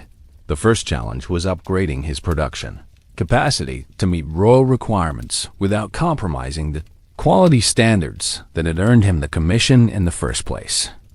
Thomas needed to produce approximately 1,000 high-quality candles in 6 weeks, representing roughly 10 times his normal monthly output. This required expanding his workspace, acquiring additional equipment, and developing production methods that could maintain consistency across large batches, while incorporating the whale oil innovations that distinguished his products from conventional alternatives. Resistance to change came from multiple sources, each representing different aspects of medieval society's complicated relationship with innovation and success. The guild officials who remained in London after the plague viewed Thomas's royal commission with a mixture of pride and suspicion. Pride because it demonstrated London craftsmanship's superiority, and suspicion because Thomas's success might encourage other craftsmen to bypass traditional guild advancement procedures. Guild Master Harold, who had recently returned from his plague avoidance retreat in the countryside, announced that any innovations developed for royal service must be shared with all guild members for the common good and proper regulation of craft standards. This requirement created the medieval equivalent of a technology transfer agreement, where Thomas had to balance protecting his competitive advantages with satisfying guild demands for transparency. The solution involved creating detailed documentation of his techniques while maintaining some trade secrets about specific material proportions and timing procedures. Thomas essentially invented the medieval version of proprietary technology licensing, sharing enough information to satisfy guild requirements while retaining enough exclusive knowledge to maintain his market position. Champions of change included Brother Benedict, who recognized that Thomas's success reflected positively on all of London's religious and commercial institutions, and Aldrich, who saw opportunities to expand his own business through association with a royal supplier. Benedict provided ecclesiastical endorsement that protected Thomas from accusations of inappropriate social ambition, while Aldrich offered financing and supply chain support that enabled rapid scaling of production capabilities. Edgar's role as change facilitator proved particularly valuable because his agricultural background provided insights into seasonal planning and resource management that manufacturing operations required. His experience with coordinating multiple simultaneous processes during harvest seasons translated effectively to managing complex production schedules that involved different types of candles with varying material requirements and completion timelines.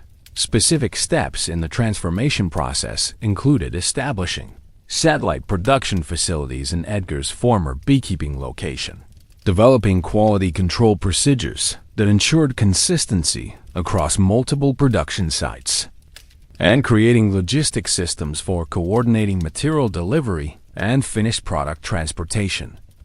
Thomas essentially built the medieval equivalent of a distributed manufacturing network, using available resources to create production capacity that could meet royal requirements without overwhelming his primary workshop.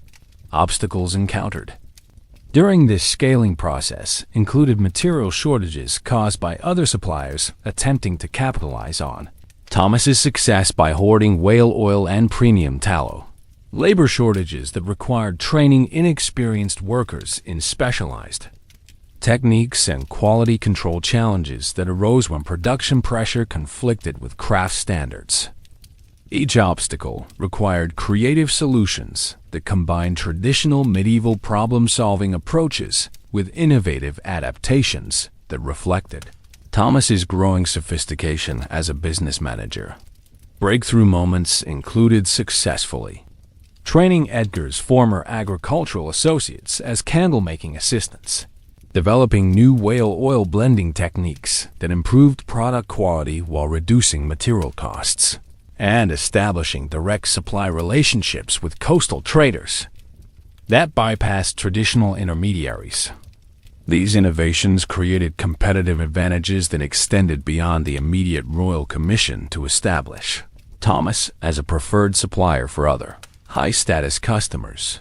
The role of individuals versus larger historical forces in driving this transformation reflected medieval society's complex relationship between personal agency and systemic change. Thomas's individual skills and innovations were necessary, but not sufficient for his success. He also benefited from plague-related disruptions that eliminated competitors, military victories that created demand for luxury goods, and political changes that encouraged royal investment in domestic supplies rather than foreign alternatives. Larger forces included England's emerging national identity that emphasized English superiority in various fields, including craftsmanship, economic changes that created new markets for luxury goods among military and political elites, and technological developments that made new materials and techniques available to innovative craftsmen willing to experiment with these unconventional approaches. The transformation process demonstrated how medieval businesses could achieve rapid growth and technological advancement when individual capability aligned with favorable political and economic conditions. But it also revealed the fragility of success that depended heavily on personal relationships and political stability that could change unpredictably. The new world that emerged from Thomas's transformation into a royal supplier was simultaneously more prosperous and more complicated than anything he had previously experienced. Medieval success, it turned out, was like being promoted to a job that paid better but required skills nobody had thought to mention during the interview process, and where the performance reviews were conducted by people who could have you executed if they were having a bad day. Thomas's workshop had evolved from a small-scale, local operation into what medieval people would have recognized as an early example of industrial production. The main facility now employed 6 full-time workers, operated satellite production sites in 3 locations, and maintained supply relationships with traders from as far away as the Baltic Sea and Mediterranean regions. What had once been a simple candle shop had become a complex business enterprise that required skills in logistics management, international trade, quality control, and diplomatic relations. The new rules and norms governing Thomas's operations reflected his elevated status in medieval commercial hierarchies. As a royal supplier, he was exempt from certain guild regulations, but subject to royal household requirements that were more demanding than anything the guild had ever imposed. Quality standards were higher, delivery schedules were inflexible, and customer satisfaction had implications that extended far beyond commercial relationships to include considerations of national reputation and political alliance. Working with royal customers meant understanding court protocols that made guild etiquette seem refreshingly straightforward. Thomas had to learn appropriate forms of address for different ranks of nobility, procedures for delivering goods to royal households, and diplomatic language for discussing business matters that might have political implications. He essentially needed to become fluent in medieval corporate culture at its most sophisticated and potentially dangerous level. Who won and who lost in this transformation revealed the complex dynamics of medieval economic change.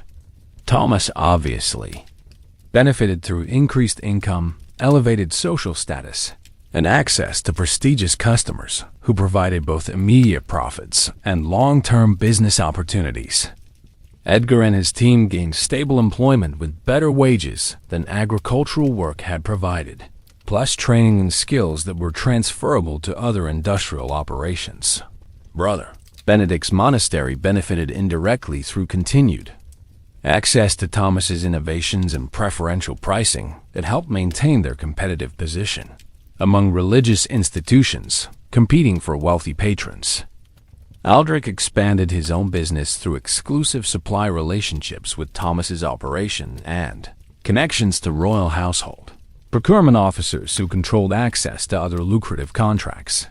Guild officials experienced mixed results. They gained prestige through association with a successful royal supplier, but they also lost some regulatory control over Thomas's operations and faced pressure from other craftsmen who demanded similar exemptions from traditional restrictions. Some guild members benefited through subcontracting opportunities, while others found themselves competing against a workshop that had access to resources and markets they couldn't match. What stayed the same versus what changed dramatically reflected medieval society's combination of innovation and tradition. Thomas still made candles using fundamentally similar techniques, maintained relationships with many of his original customers, and operated within the same physical and social environment. However, the scale of his operations, complexity of his business relationships, and scope of his market reach had changed so dramatically that his daily experience bore little resemblance to his previous life as a local craftsman. The new reality also included increased visibility and scrutiny that made every business decision potentially consequential. Thomas's success was now public knowledge, creating expectations that he would continue delivering exceptional results while maintaining the quality and innovation standards that had earned royal attention. This pressure for continued excellence was both motivating and stressful, representing the medieval equivalent of being a celebrity entrepreneur whose every move was watched by competitors, customers, and critics looking for signs of either continued success or impending failure. Was this transformation positive for Thomas and medieval society more broadly? The answer depends on whether you evaluate success from medieval or modern perspectives, and whether you consider short-term achievements or long-term consequences that participants couldn't have anticipated. From Thomas's immediate perspective, the change was overwhelmingly positive. His income had increased dramatically.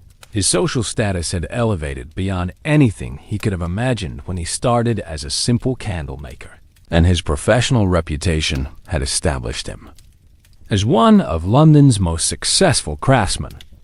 The Royal Commission had provided financial security, prestigious customers, and business opportunities that ensured his continued prosperity, regardless of economic fluctuations that might affect other craftsmen. Different perspectives on Thomas's transformation reflected varying interests and priorities within medieval society. Guild officials appreciated the prestige, but worried about precedents that might encourage other craftsmen to bypass traditional advancement procedures. Religious authorities approved of Thomas's success as evidence of divine favor rewarding honest work, but they also concerned themselves with ensuring the prosperity didn't lead to pride or neglect of spiritual obligations. Royal household officials viewed Thomas's success as validation of their supplier selection procedures and evidence of English craftsmanship's superiority over foreign alternatives. Competing craftsmen had mixed reactions. Some saw Thomas's achievement as inspiration for their own ambitions, while others viewed it as unfair advantage that made normal guild advancement seem inadequate. Short-term effects were clearly beneficial for most participants. Thomas's expanded operations created employment opportunities. His innovations improved product quality across the industry, and his success demonstrated the viability of technological advancement and business growth within medieval economic systems. The Royal Commission had showcased English capabilities to international observers and established precedents for government support of domestic suppliers during wartime. Long-term consequences were more complex and often unintended. Thomas's success encouraged other craftsmen to pursue similar innovations and business expansion strategies, contributing to economic changes that historians recognize as precursors to Renaissance commercial developments. However, the emphasis on royal patronage and political connections also reinforced social hierarchies and government intervention in commercial affairs that limited some forms of economic freedom. Contemporary views of Thomas's transformation were generally positive, reflecting medieval society's appreciation for success achieved through competence and hard work rather than birth or political manipulation. Modern judgment tends to focus on the business and technological innovations that contributed to long-term economic development, while noting the political and social constraints that limited the broader application of Thomas's methods.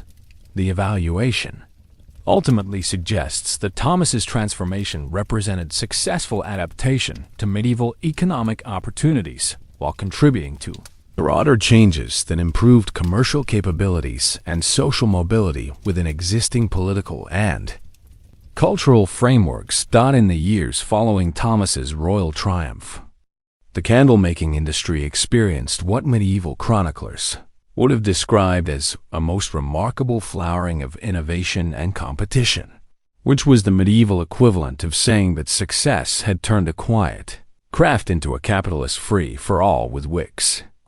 The aftermath of Thomas's breakthrough created ripple effects that transformed not just his own business, but the entire landscape of medieval lighting technology and commercial relationships. The immediate consequence was that every candle maker within a 50-mile radius of London suddenly discovered they were experts in advanced illumination techniques and premium lighting solutions, despite having spent their previous careers making basic tallow candles that smoked like medieval chimneys and smelled like rendering plants. This phenomenon represented the medieval version of a tech boom, where everyone claimed to be an innovator and venture capital came in the form of wealthy merchants looking for the next Thomas. New challenges emerged that made Thomas's previous struggles with guild politics and supply chain management seem like gentle warm-up exercises for the main event. Royal patronage brought visibility that attracted competitors who ranged from legitimate craftsmen attempting to duplicate his innovations to outright charlatans selling royal quality candles that were essentially regular tallow dipped in colored wax and marked up by 300%.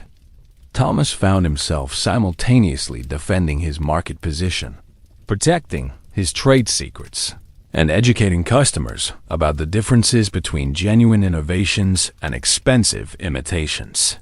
The evolution of Thomas's business reflected the complex dynamics of medieval commercial success, where growth created new opportunities, but also new vulnerabilities. His expanded operations required more sophisticated management systems, larger workforces, and supply relationships that extended across multiple countries. What had once been a personal craft business had evolved into an enterprise that modern people would recognize as an early multinational corporation, complete with quality control issues, labor management challenges, and international trade complications. Second-generation effects included changes in how other industries approached innovation and customer service. Thomas's success had demonstrated that craftsmen could achieve dramatic business growth through technical excellence and customer satisfaction, inspiring similar approaches in blacksmithing, textile production, and food preparation. The idea that quality and innovation could overcome traditional social and economic limitations spread beyond candle making to influence medieval commercial culture more broadly.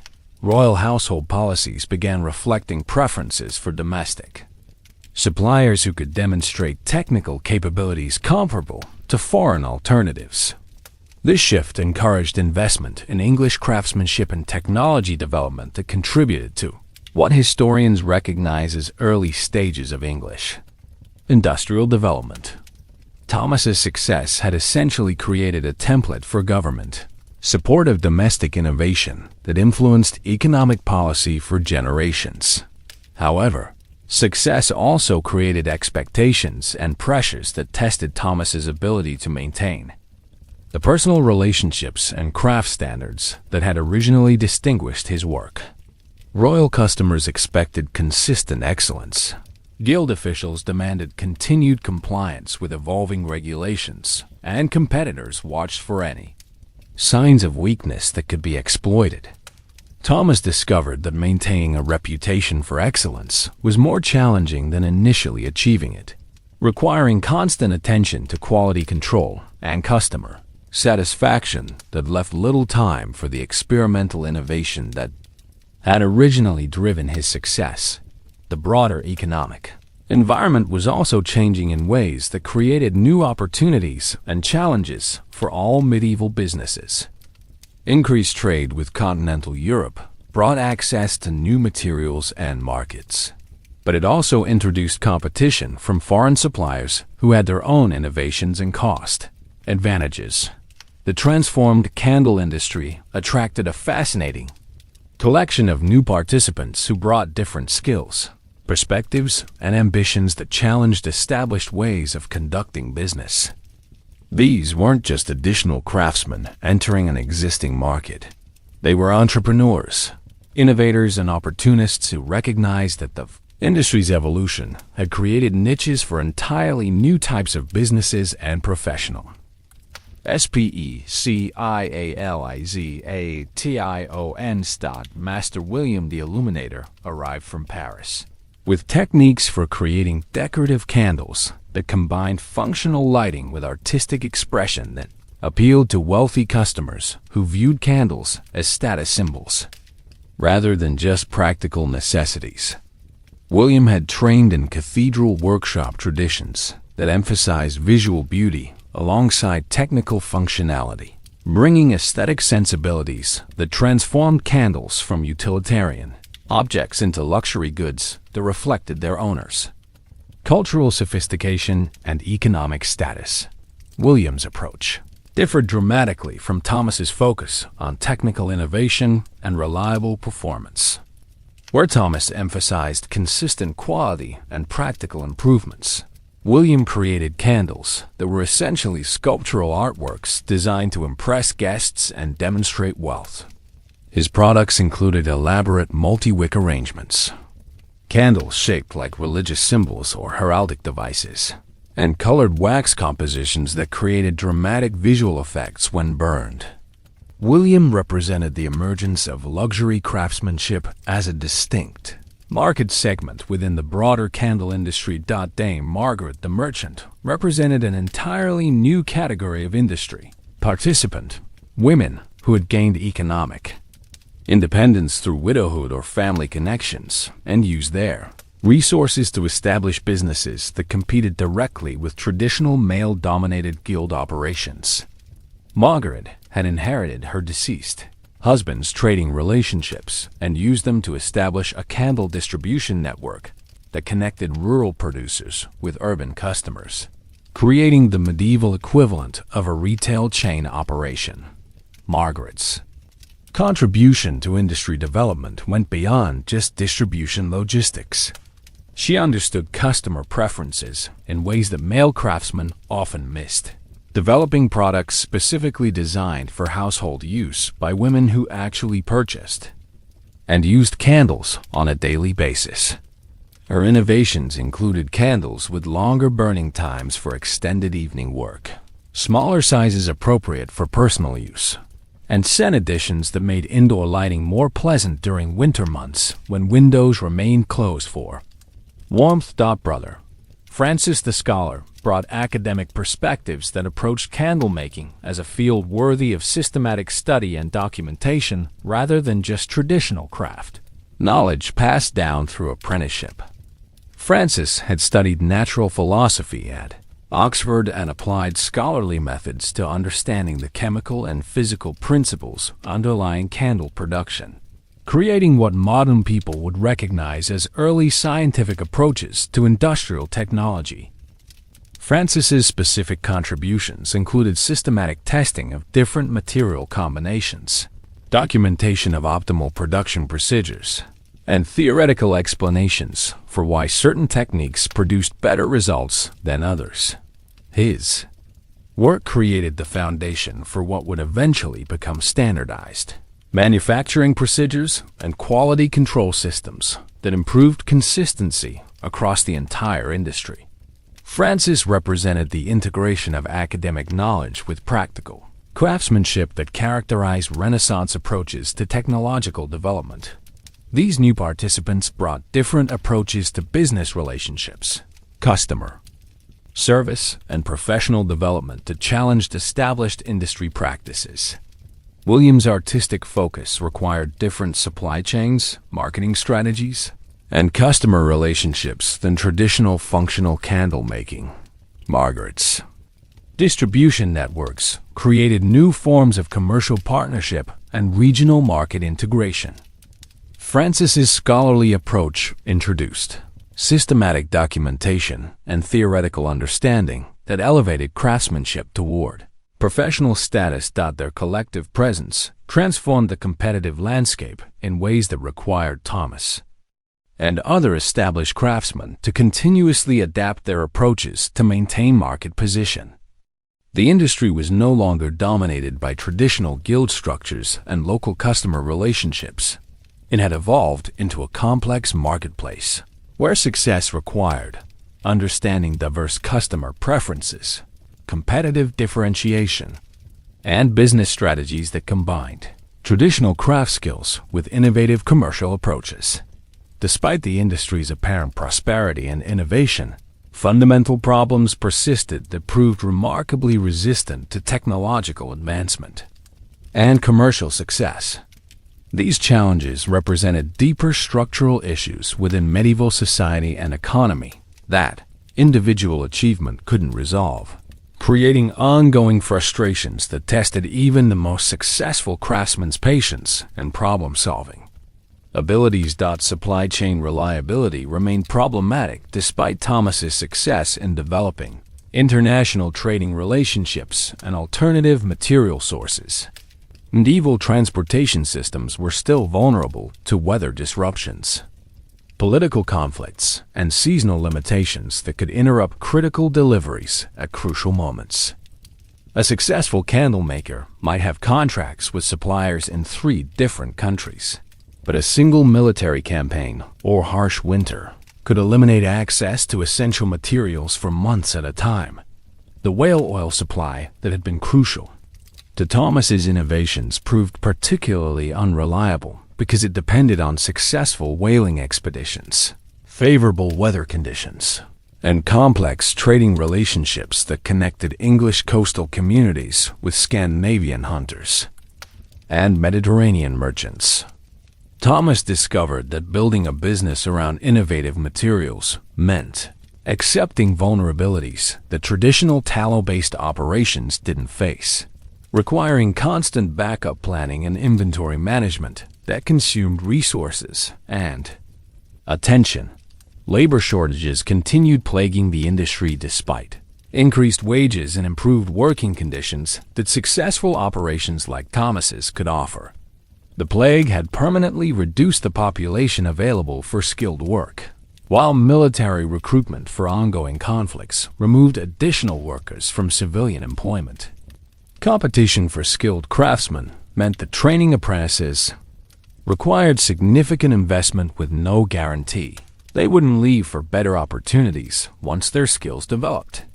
Quality control challenges grew more complex as production scales increased and customer expectations rose.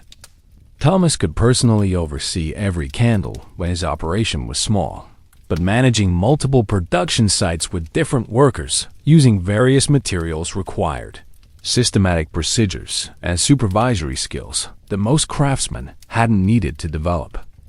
Maintaining consistent quality across large batches while meeting delivery deadlines created tensions between efficiency and excellence that challenged traditional craft approaches.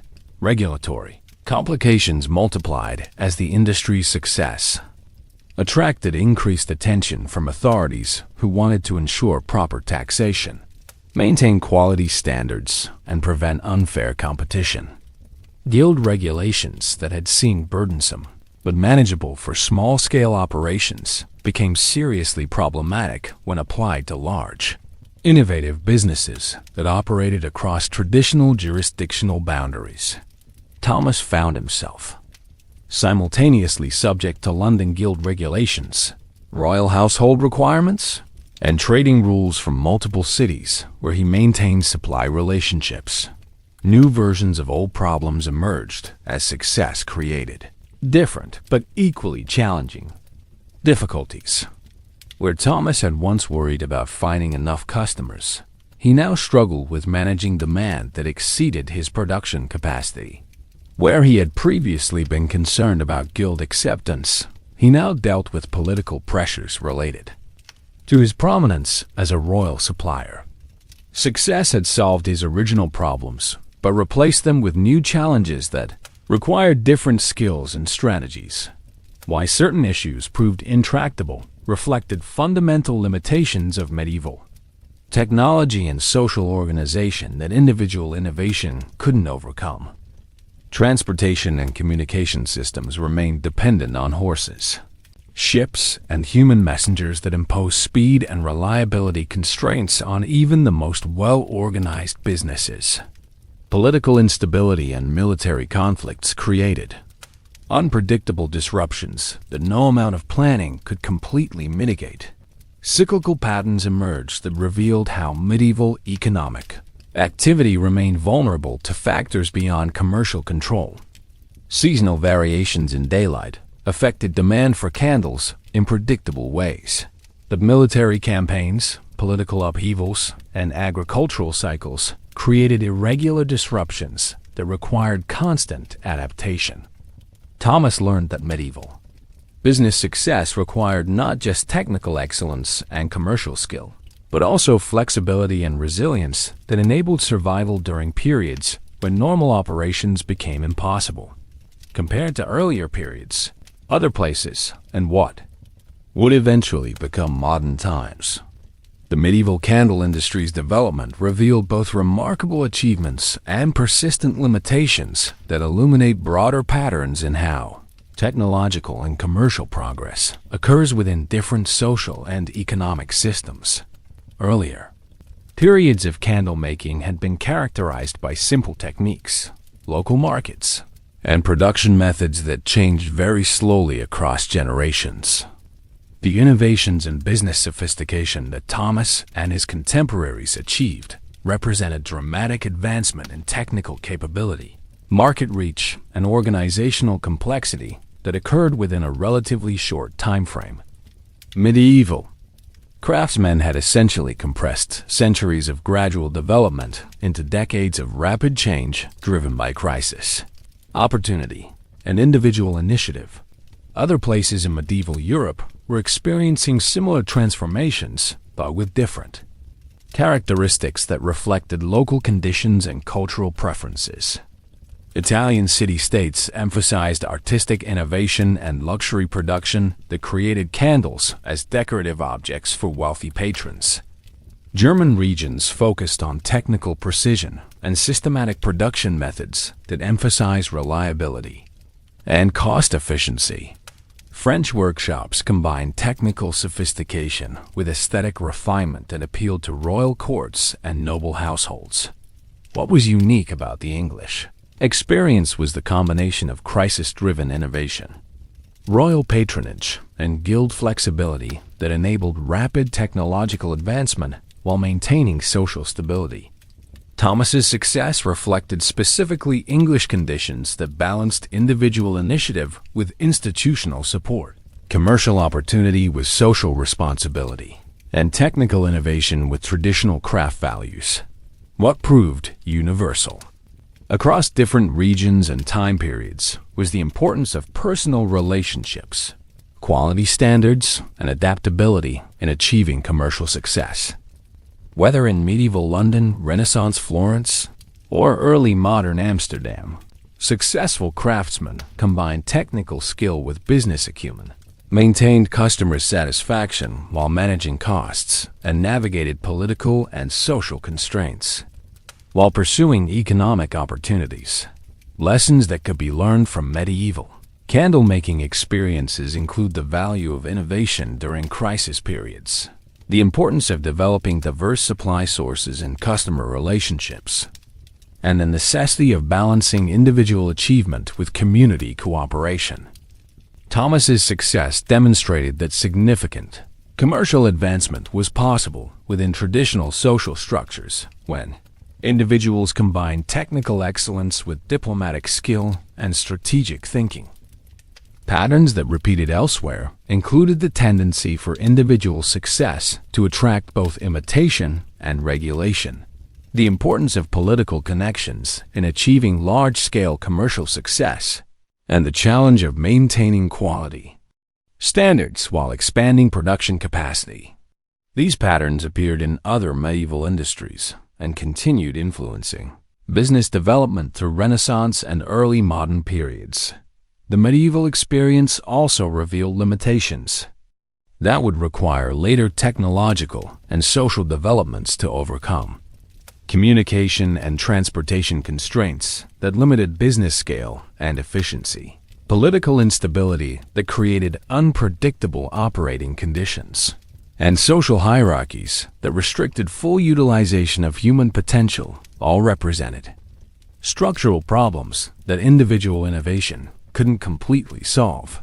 Modern times would eventually address many of these limitations through technological advancement, political stabilization, and social changes that expanded economic opportunities. However, the medieval candle industry's development demonstrated that significant progress was possible, even within apparently restrictive conditions when individuals possessed appropriate skills, favorable circumstances aligned, and institutional frameworks provided sufficient flexibility to accommodate innovation and change.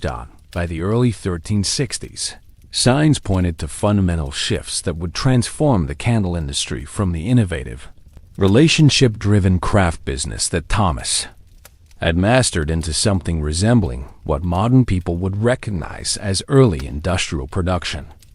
These changes weren't immediately obvious to participants who were busy managing daily operations, but they represented historical forces that would eventually make Thomas's personal approach to business seem quaint and outdated, like trying to run a modern corporation through handwritten letters and personal visits. Warning signs included the emergence of larger production facilities that emphasized volume over the artisanal quality that had distinguished Thomas's work. New workshops were being established by investors who understood markets and financing better than they understood candle making, employing multiple craftsmen to produce standardized products for bulk distribution rather than custom orders for individual customers. These operations represented a fundamentally different approach to manufacturing that prioritized efficiency and cost control over the personal relationships and craft traditions that had defined medieval candle making. What key players could see versus what they missed revealed the limitations of medieval business perspective and the difficulty of recognizing systemic change while managing immediate operational concerns. Thomas understood that increased competition was affecting his market position, but he interpreted this as a temporary challenge that could be addressed through continued innovation and superior customer service. He could see that newer operations were producing adequate candles at lower prices, But he missed the broader implications of production methods that didn't require master craftsmen or personal customer relationships. Guild officials recognized that traditional regulatory approaches were becoming less effective as businesses grew larger and more complex. But they responded by attempting to strengthen existing rules rather than adapting to new realities.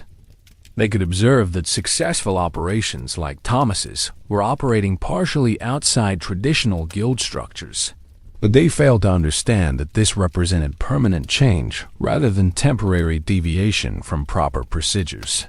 Church authorities noticed that commercial success was creating social changes that challenged traditional hierarchies and relationships, but they focused on moral implications rather than economic trends.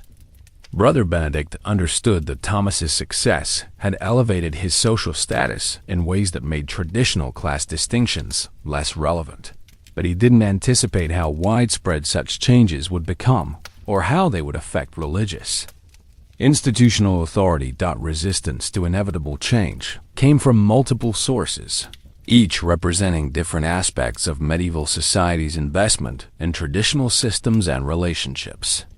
Thomas himself resisted trends towards standardization and mass production because they threatened the craft excellence and personal service that had built his reputation. He continued investing in quality improvements and customer relationship management even as market conditions increasingly favored operations that could produce acceptable products more cheaply and efficiently. Guild structures resisted changes that threatened their regulatory authority and social importance.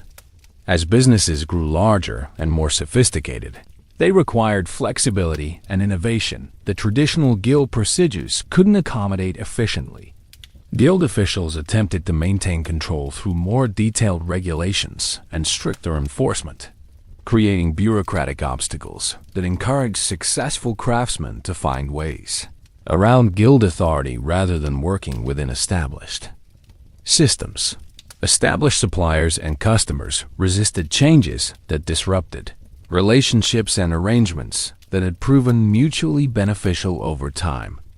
Thomas's network of personal connections had created stability and trust that participants valued, but newer business models emphasized competitive pricing and standardized procedures that made personal relationships less important for commercial success. The resistance wasn't entirely misguided. Traditional approaches had created genuine value that newer methods couldn't easily replicate. However, economic and technological forces were creating opportunities for business models that could serve larger markets more efficiently, making traditional craft approaches economically marginal regardless of their superior quality or social benefits.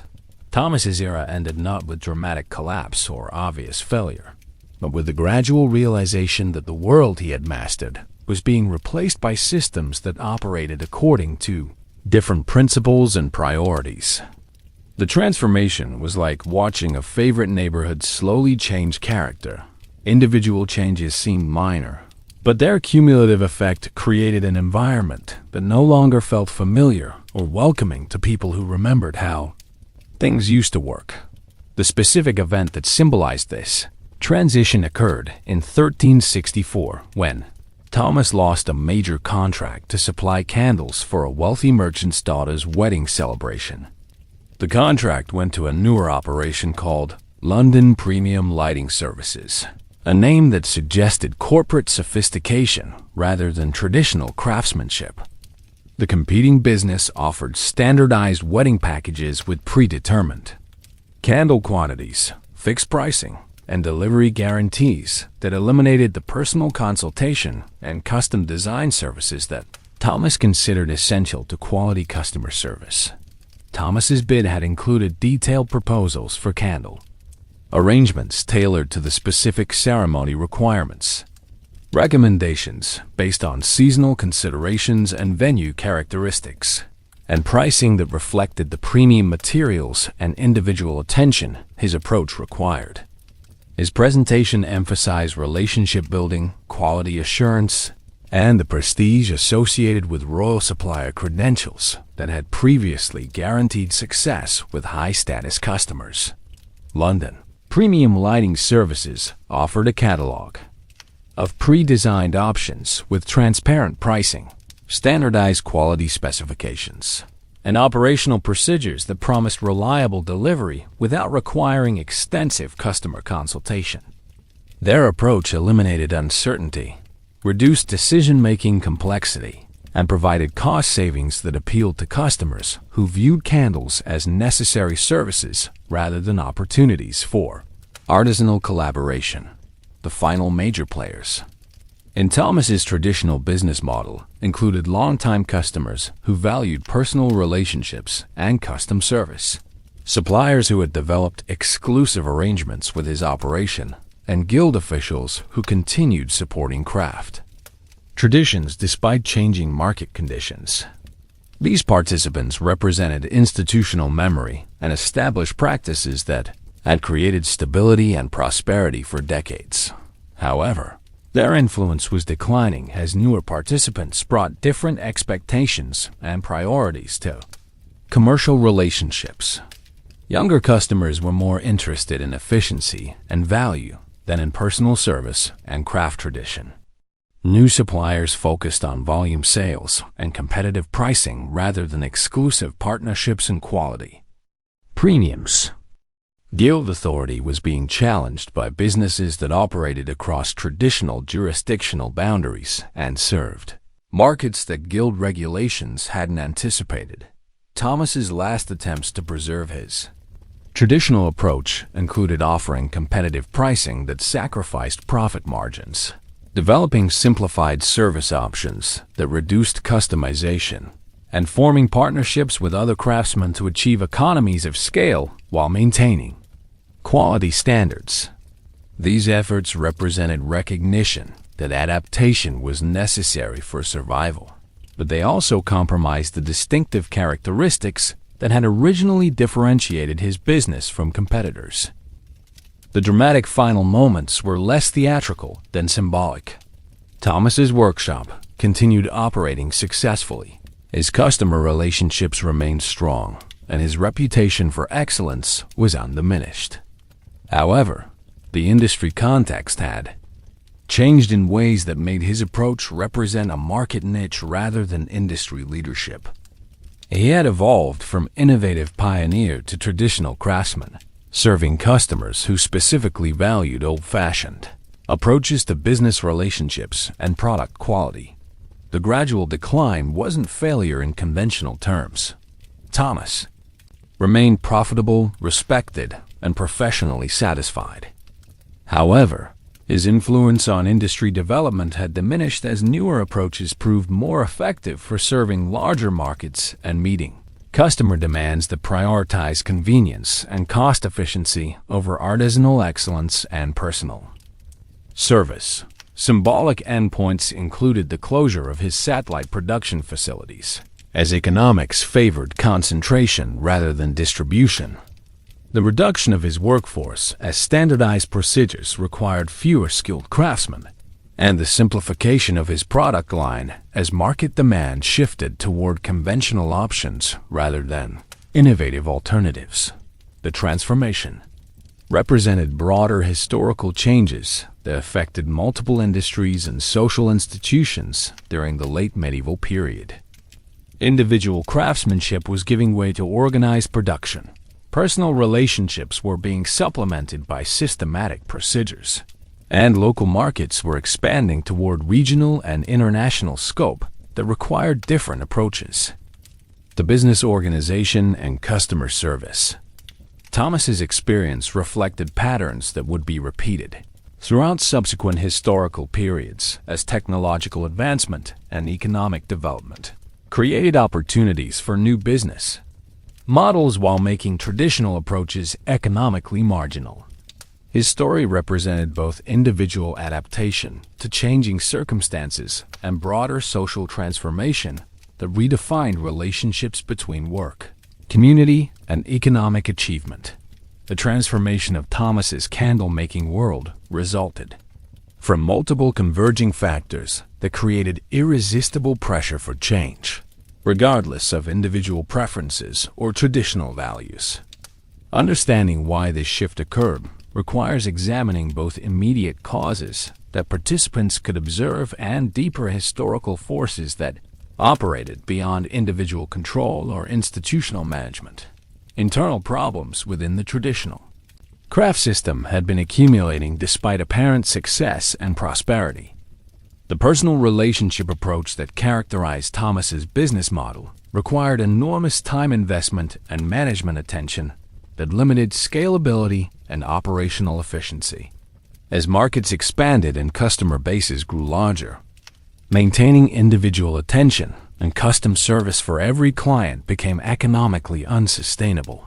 Except for most premium market segments, quality control challenges multiplied as operations expanded beyond direct personal supervision. Thomas's reputation had been built on consistent excellence that required his personal involvement in critical production decisions. But business growth made such involvement impossible across all aspects of expanded operations. Maintaining quality standards through systematic procedures rather than individual oversight required organizational capabilities that traditional craft approaches hadn't developed. External pressures came from economic changes that affected entire European commercial systems rather than just local craft industries. Population recovery following the plague created larger customer bases, but also increased competition for skilled workers and raw materials.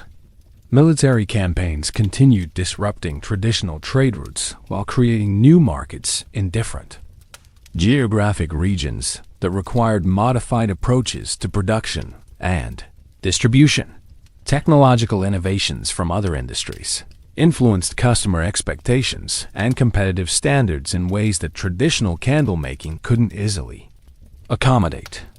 Improvements in metalworking created better lanterns and holders that required different candle specifications. Advances in glassmaking produced superior lighting alternatives that competed directly with candle-based illumination.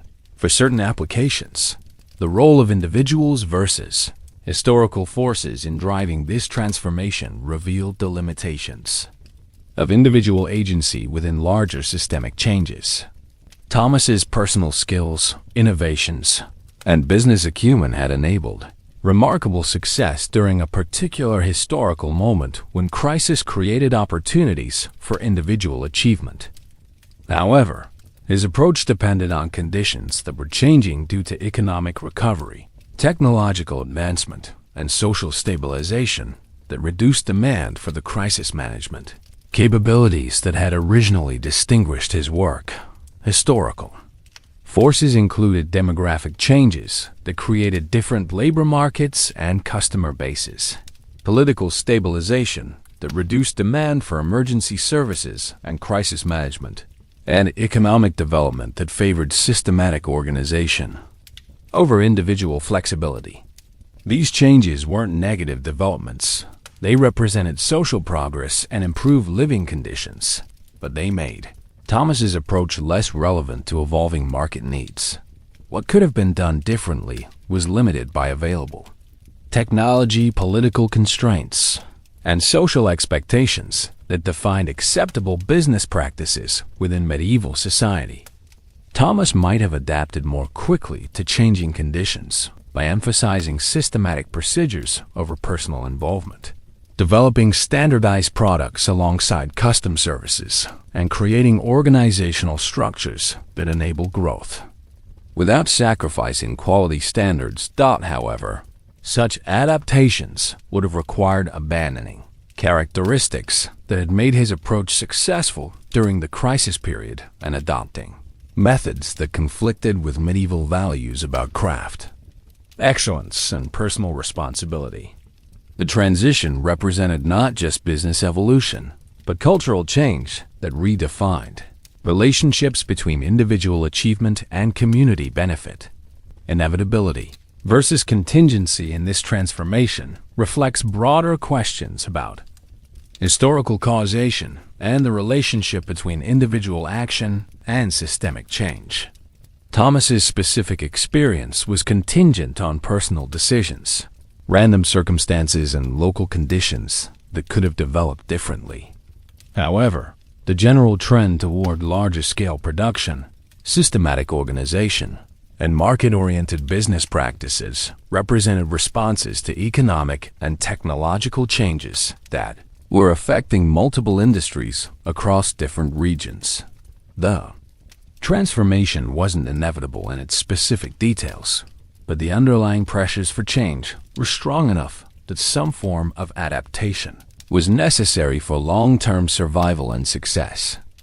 Thomas's story represented one individual's experience of broader historical changes that were reshaping medieval society toward what would eventually become Renaissance and early modern economic systems. The immediate aftermath of Thomas's era created a complex legacy that influenced both specific industry development and broader patterns of medieval commercial evolution. His innovations, business methods, and social achievements became reference points for later craftsmen and entrepreneurs who faced similar challenges in balancing traditional values with changing market conditions. Thomas's workshop continued, operating under Edgar's management, representing successful transition from individual leadership to systematic organization that maintained quality standards while adapting to new market conditions. Edgar had learned not just technical candle-making skills, but also business management approaches that enabled him to serve traditional customers while competing effectively with newer operations. The workshop became a model for how craft businesses could evolve without abandoning their foundational principles. Who stepped into the vacuum left by Thomas's reduced influence included both former competitors, who had learned from his innovations, and entirely new participants who brought different approaches to industry challenges. London premium lighting services expanded rapidly by systematizing many of Thomas's techniques while eliminating the personal service components that had limited scalability. Other businesses adopted hybrid approaches that combined efficient production methods with selected premium services for customers willing to pay for traditional craft excellence. Short-term consequences included increased industry sophistication, as multiple businesses competed to offer innovative products and superior customer service.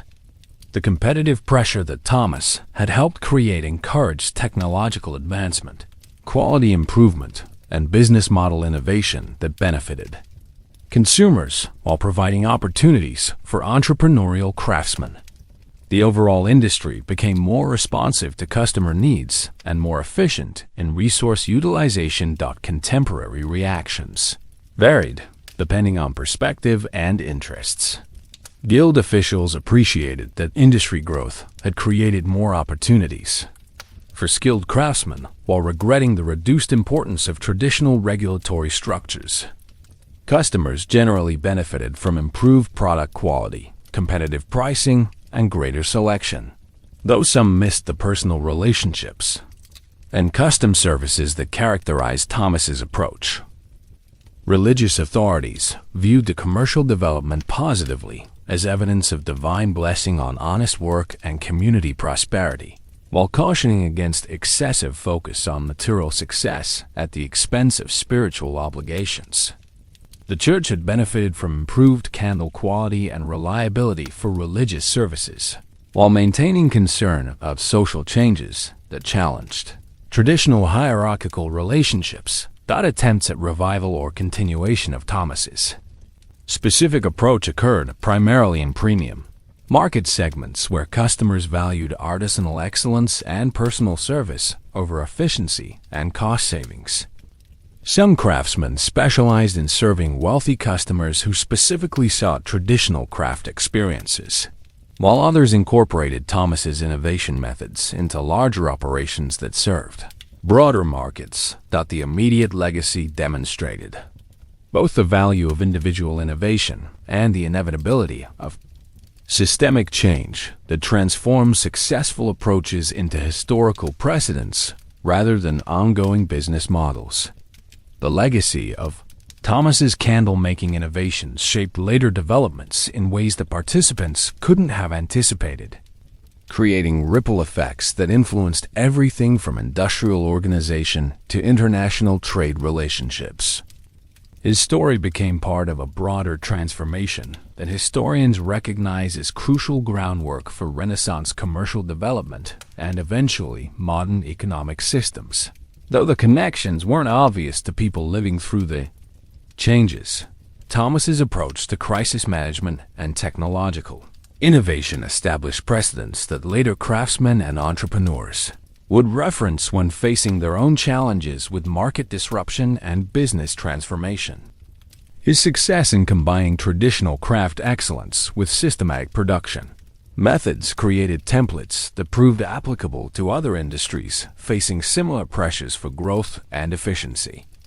Blacksmiths, textile producers, and food preparers began adopting organizational approaches that reflected lessons learned from candle-making industry development. The specific influences of Thomas's work included quality control procedures that became standard across multiple craft industries, supply chain management techniques that enabled reliable sourcing of materials from distant suppliers, and customer service approaches that balanced personal relationships with operational efficiency. These innovations represented practical solutions that proved transferable to other commercial contexts, where craftsmen needed to scale operations while maintaining reputation and standards. How later generations viewed Thomas's achievements reflected changing perspectives on individual versus systematic approaches to business success. Renaissance entrepreneurs admired his personal accomplishments while adapting his methods to larger organizational contexts that emphasized institutional capabilities over individual excellence. Early modern historians praised his innovations, while noting limitations that required later technological and social developments to overcome. Myths versus realities that developed around Thomas's story reflected common patterns in how societies remember and interpret business success. Popular accounts emphasized his individual genius and dramatic achievements while minimizing the social support, favorable circumstances, and collaborative relationships that enabled his success. These mythologized versions influenced cultural attitudes about entrepreneurship and innovation that persisted long after the specific historical context had changed completely. The reality was more complex and ultimately more interesting than the simplified narrative suggested. Thomas's success represented effective adaptation to specific historical circumstances rather than timeless business principles, collaborative achievement rather than individual brilliance, and incremental innovation rather than revolutionary breakthrough. Understanding the actual mechanisms of his success provided more useful lessons for later entrepreneurs than romanticized accounts of genius and determination. Why Thomas's work remained important or was forgotten in different contexts depended on how well his approaches addressed ongoing challenges versus temporary conditions. His crisis management techniques remained relevant because businesses continued facing supply disruptions, competitive pressures, and operational challenges that required flexible problem-solving approaches. His innovation methods became less distinctive as systematic research and development procedures replaced individual experimentation. His relationship management approaches influenced later commercial culture in ways that persist in modern small business operations, professional service industries, and luxury markets where personal connections and custom service continue providing competitive advantages. The specific techniques evolved, but the underlying principles about trust, quality, and customer satisfaction remained relevant across different technological and social contexts. Thomas's story also influenced broader cultural narratives about work, success, and social mobility that shaped expectations and aspirations for subsequent generations.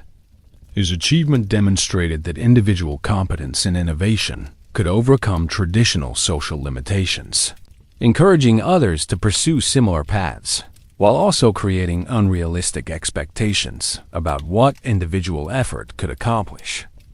Without favorable circumstances and institutional support, the long-term historical impact included contribution to changing attitudes about commerce and craftsmanship that elevated business activity from necessary but humble work to respectable and potentially prestigious career paths.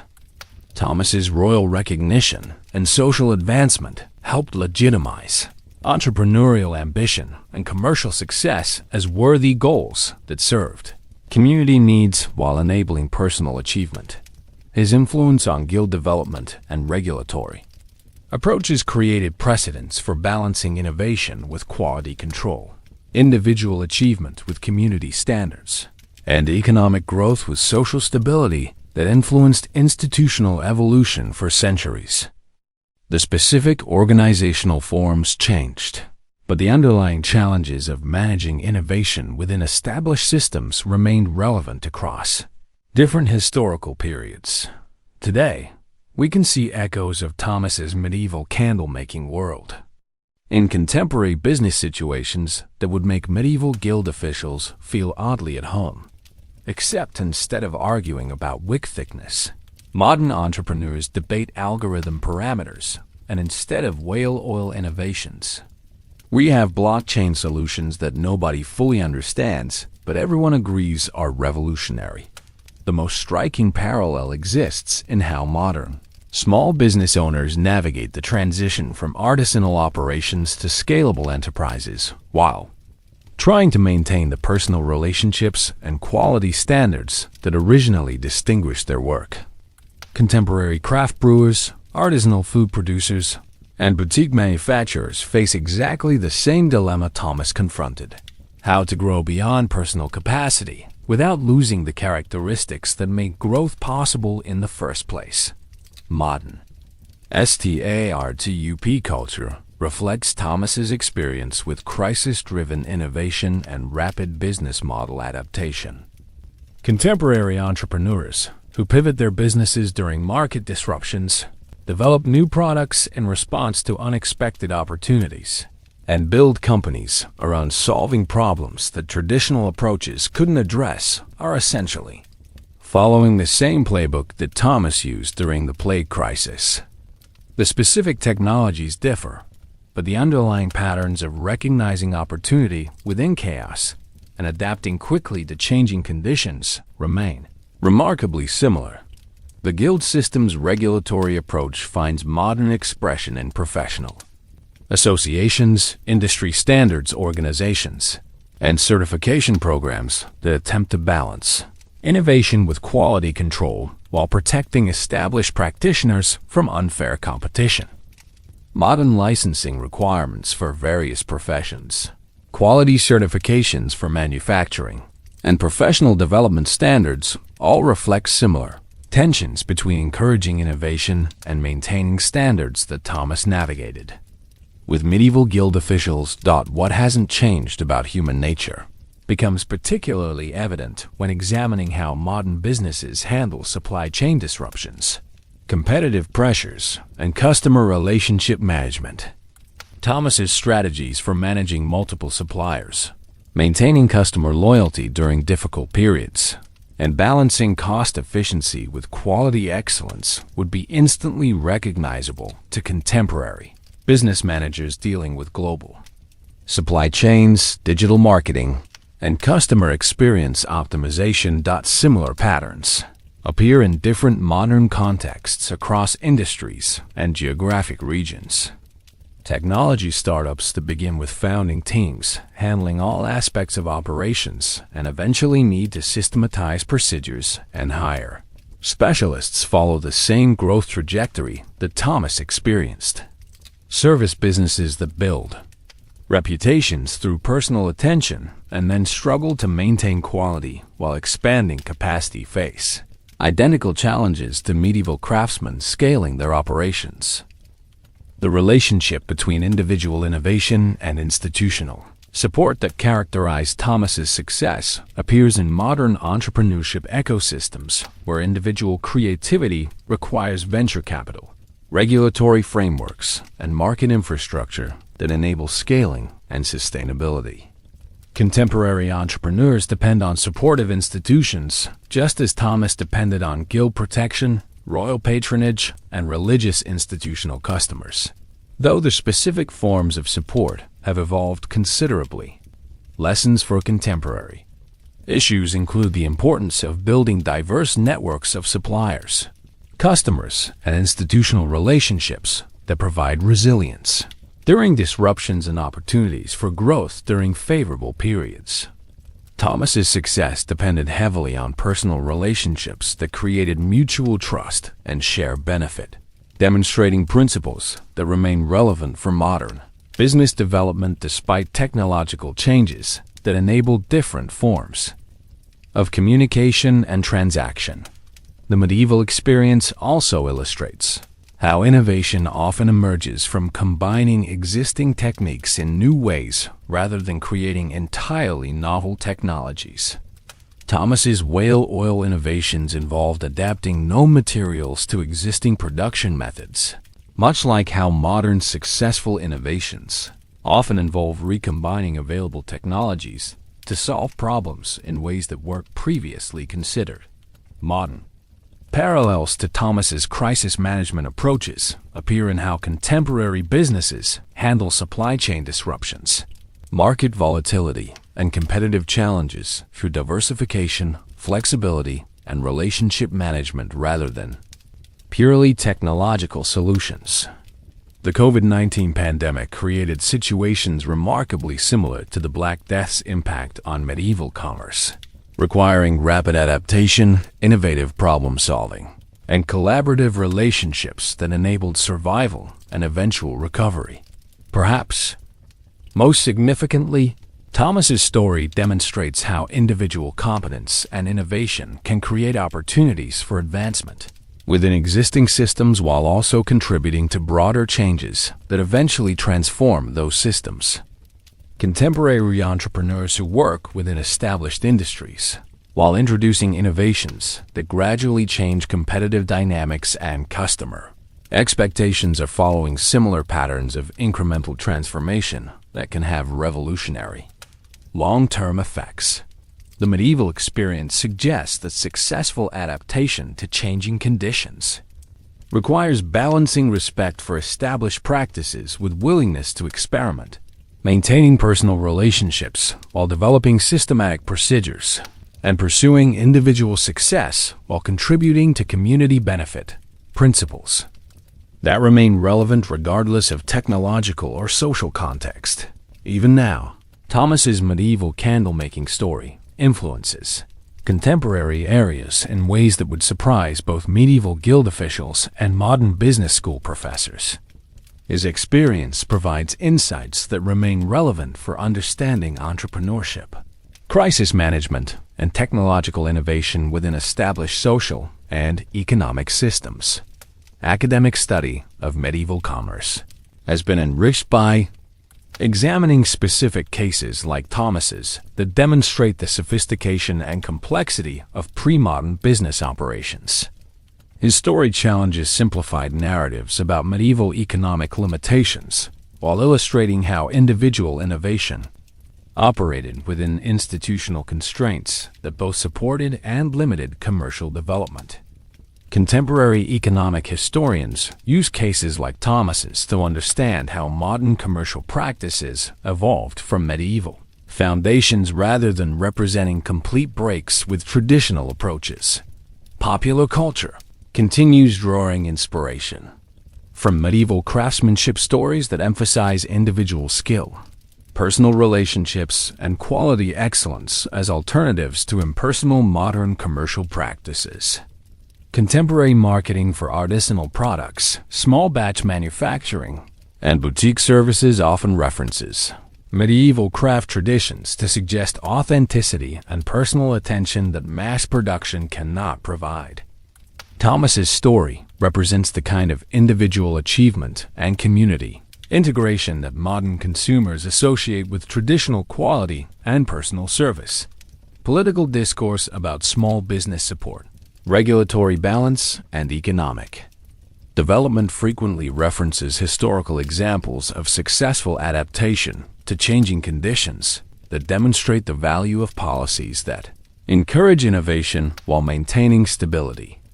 Thomas's experience with guild regulations, royal patronage, and crisis management provides examples of how institutional support can enable individual achievement. While serving broader community needs, social movements focused on sustainable production, local commerce, and community economic development draw inspiration from medieval examples of business practices that integrated economic activity with social relationships and environmental considerations. Thomas's approach to supply chain management, customer relationships, and quality control suggest alternative models for organizing economic activity that prioritize community benefit alongside individual profit. Why people still care about medieval business stories reflects ongoing concerns about balancing individual achievement with community responsibility, maintaining quality standards within competitive markets, and adapting to technological and social changes while preserving valuable traditions. Thomas's story provides a historical perspective on contemporary challenges that suggests both the possibilities and limitations of individual action within larger systemic constraints. The continuing relevance demonstrates how fundamental business challenges transcend specific technological and social contexts, requiring adaptations that combine innovation with respect for established practices, individual initiative with collaborative relationships, and economic success with social contribution. Thomas's medieval experience offers insights that remain valuable for understanding these enduring challenges regardless of contemporary technological capabilities or social arrangements. Looking back across Thomas's remarkable journey from simple local craftsman to royal supplier and eventually to historical footnote, we've seen how individual determination, favorable circumstances, and sheer medieval stubbornness could transform not just a personal career, but an entire industry. The major themes that emerge from his story reveal patterns about human nature, economic development, and social change that remain remarkably consistent across different historical periods, even when the specific technologies and social structures seem completely foreign to modern experience. Key patterns included the recurring cycle of crisis creating opportunity, innovation emerging from necessity rather than leisure, and success requiring both individual competence and collaborative relationships that provided support during challenges and resources for growth during favorable periods.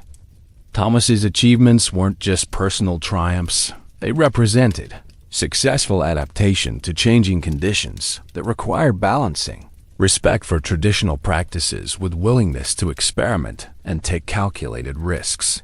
Most surprising discoveries from this medieval business adventure included the sophisticated level of international trade relationships, complex financing arrangements, and systematic quality control procedures that medieval craftsmen developed centuries before. The Industrial Revolution. Thomas's operation involved supply chains that extended across multiple countries, customer relationships that required diplomatic skills, and production methods that combined traditional craft knowledge with innovative techniques that would impress modern manufacturers. The complexity of medieval guild regulations, political relationships, and religious considerations that influenced commercial activity revealed a business environment that was simultaneously more constrained and more flexible than modern assumptions about medieval society would suggest. Successful medieval entrepreneurs like Thomas operated within systems that provided both protective support and bureaucratic obstacles, requiring navigation skills that combined technical expertise with social and political awareness. Most important takeaways from Thomas's experience include recognition that business success depends heavily on personal relationships and community support. That innovation often involves combining existing resources in new ways rather than creating entirely novel technologies, and that adapting to changing conditions requires maintaining core values while modifying operational approaches. His story demonstrates that individual achievement operates within social contexts that both enable and constrain what's possible through personal effort alone. How understanding has evolved throughout this exploration reflects the value of examining historical examples that challenge simplified narratives about economic development and technological progress. Thomas's medieval world wasn't a primitive preview of modern systems. It was a sophisticated society with its own solutions to fundamental business challenges that remain relevant despite technological and social changes that have transformed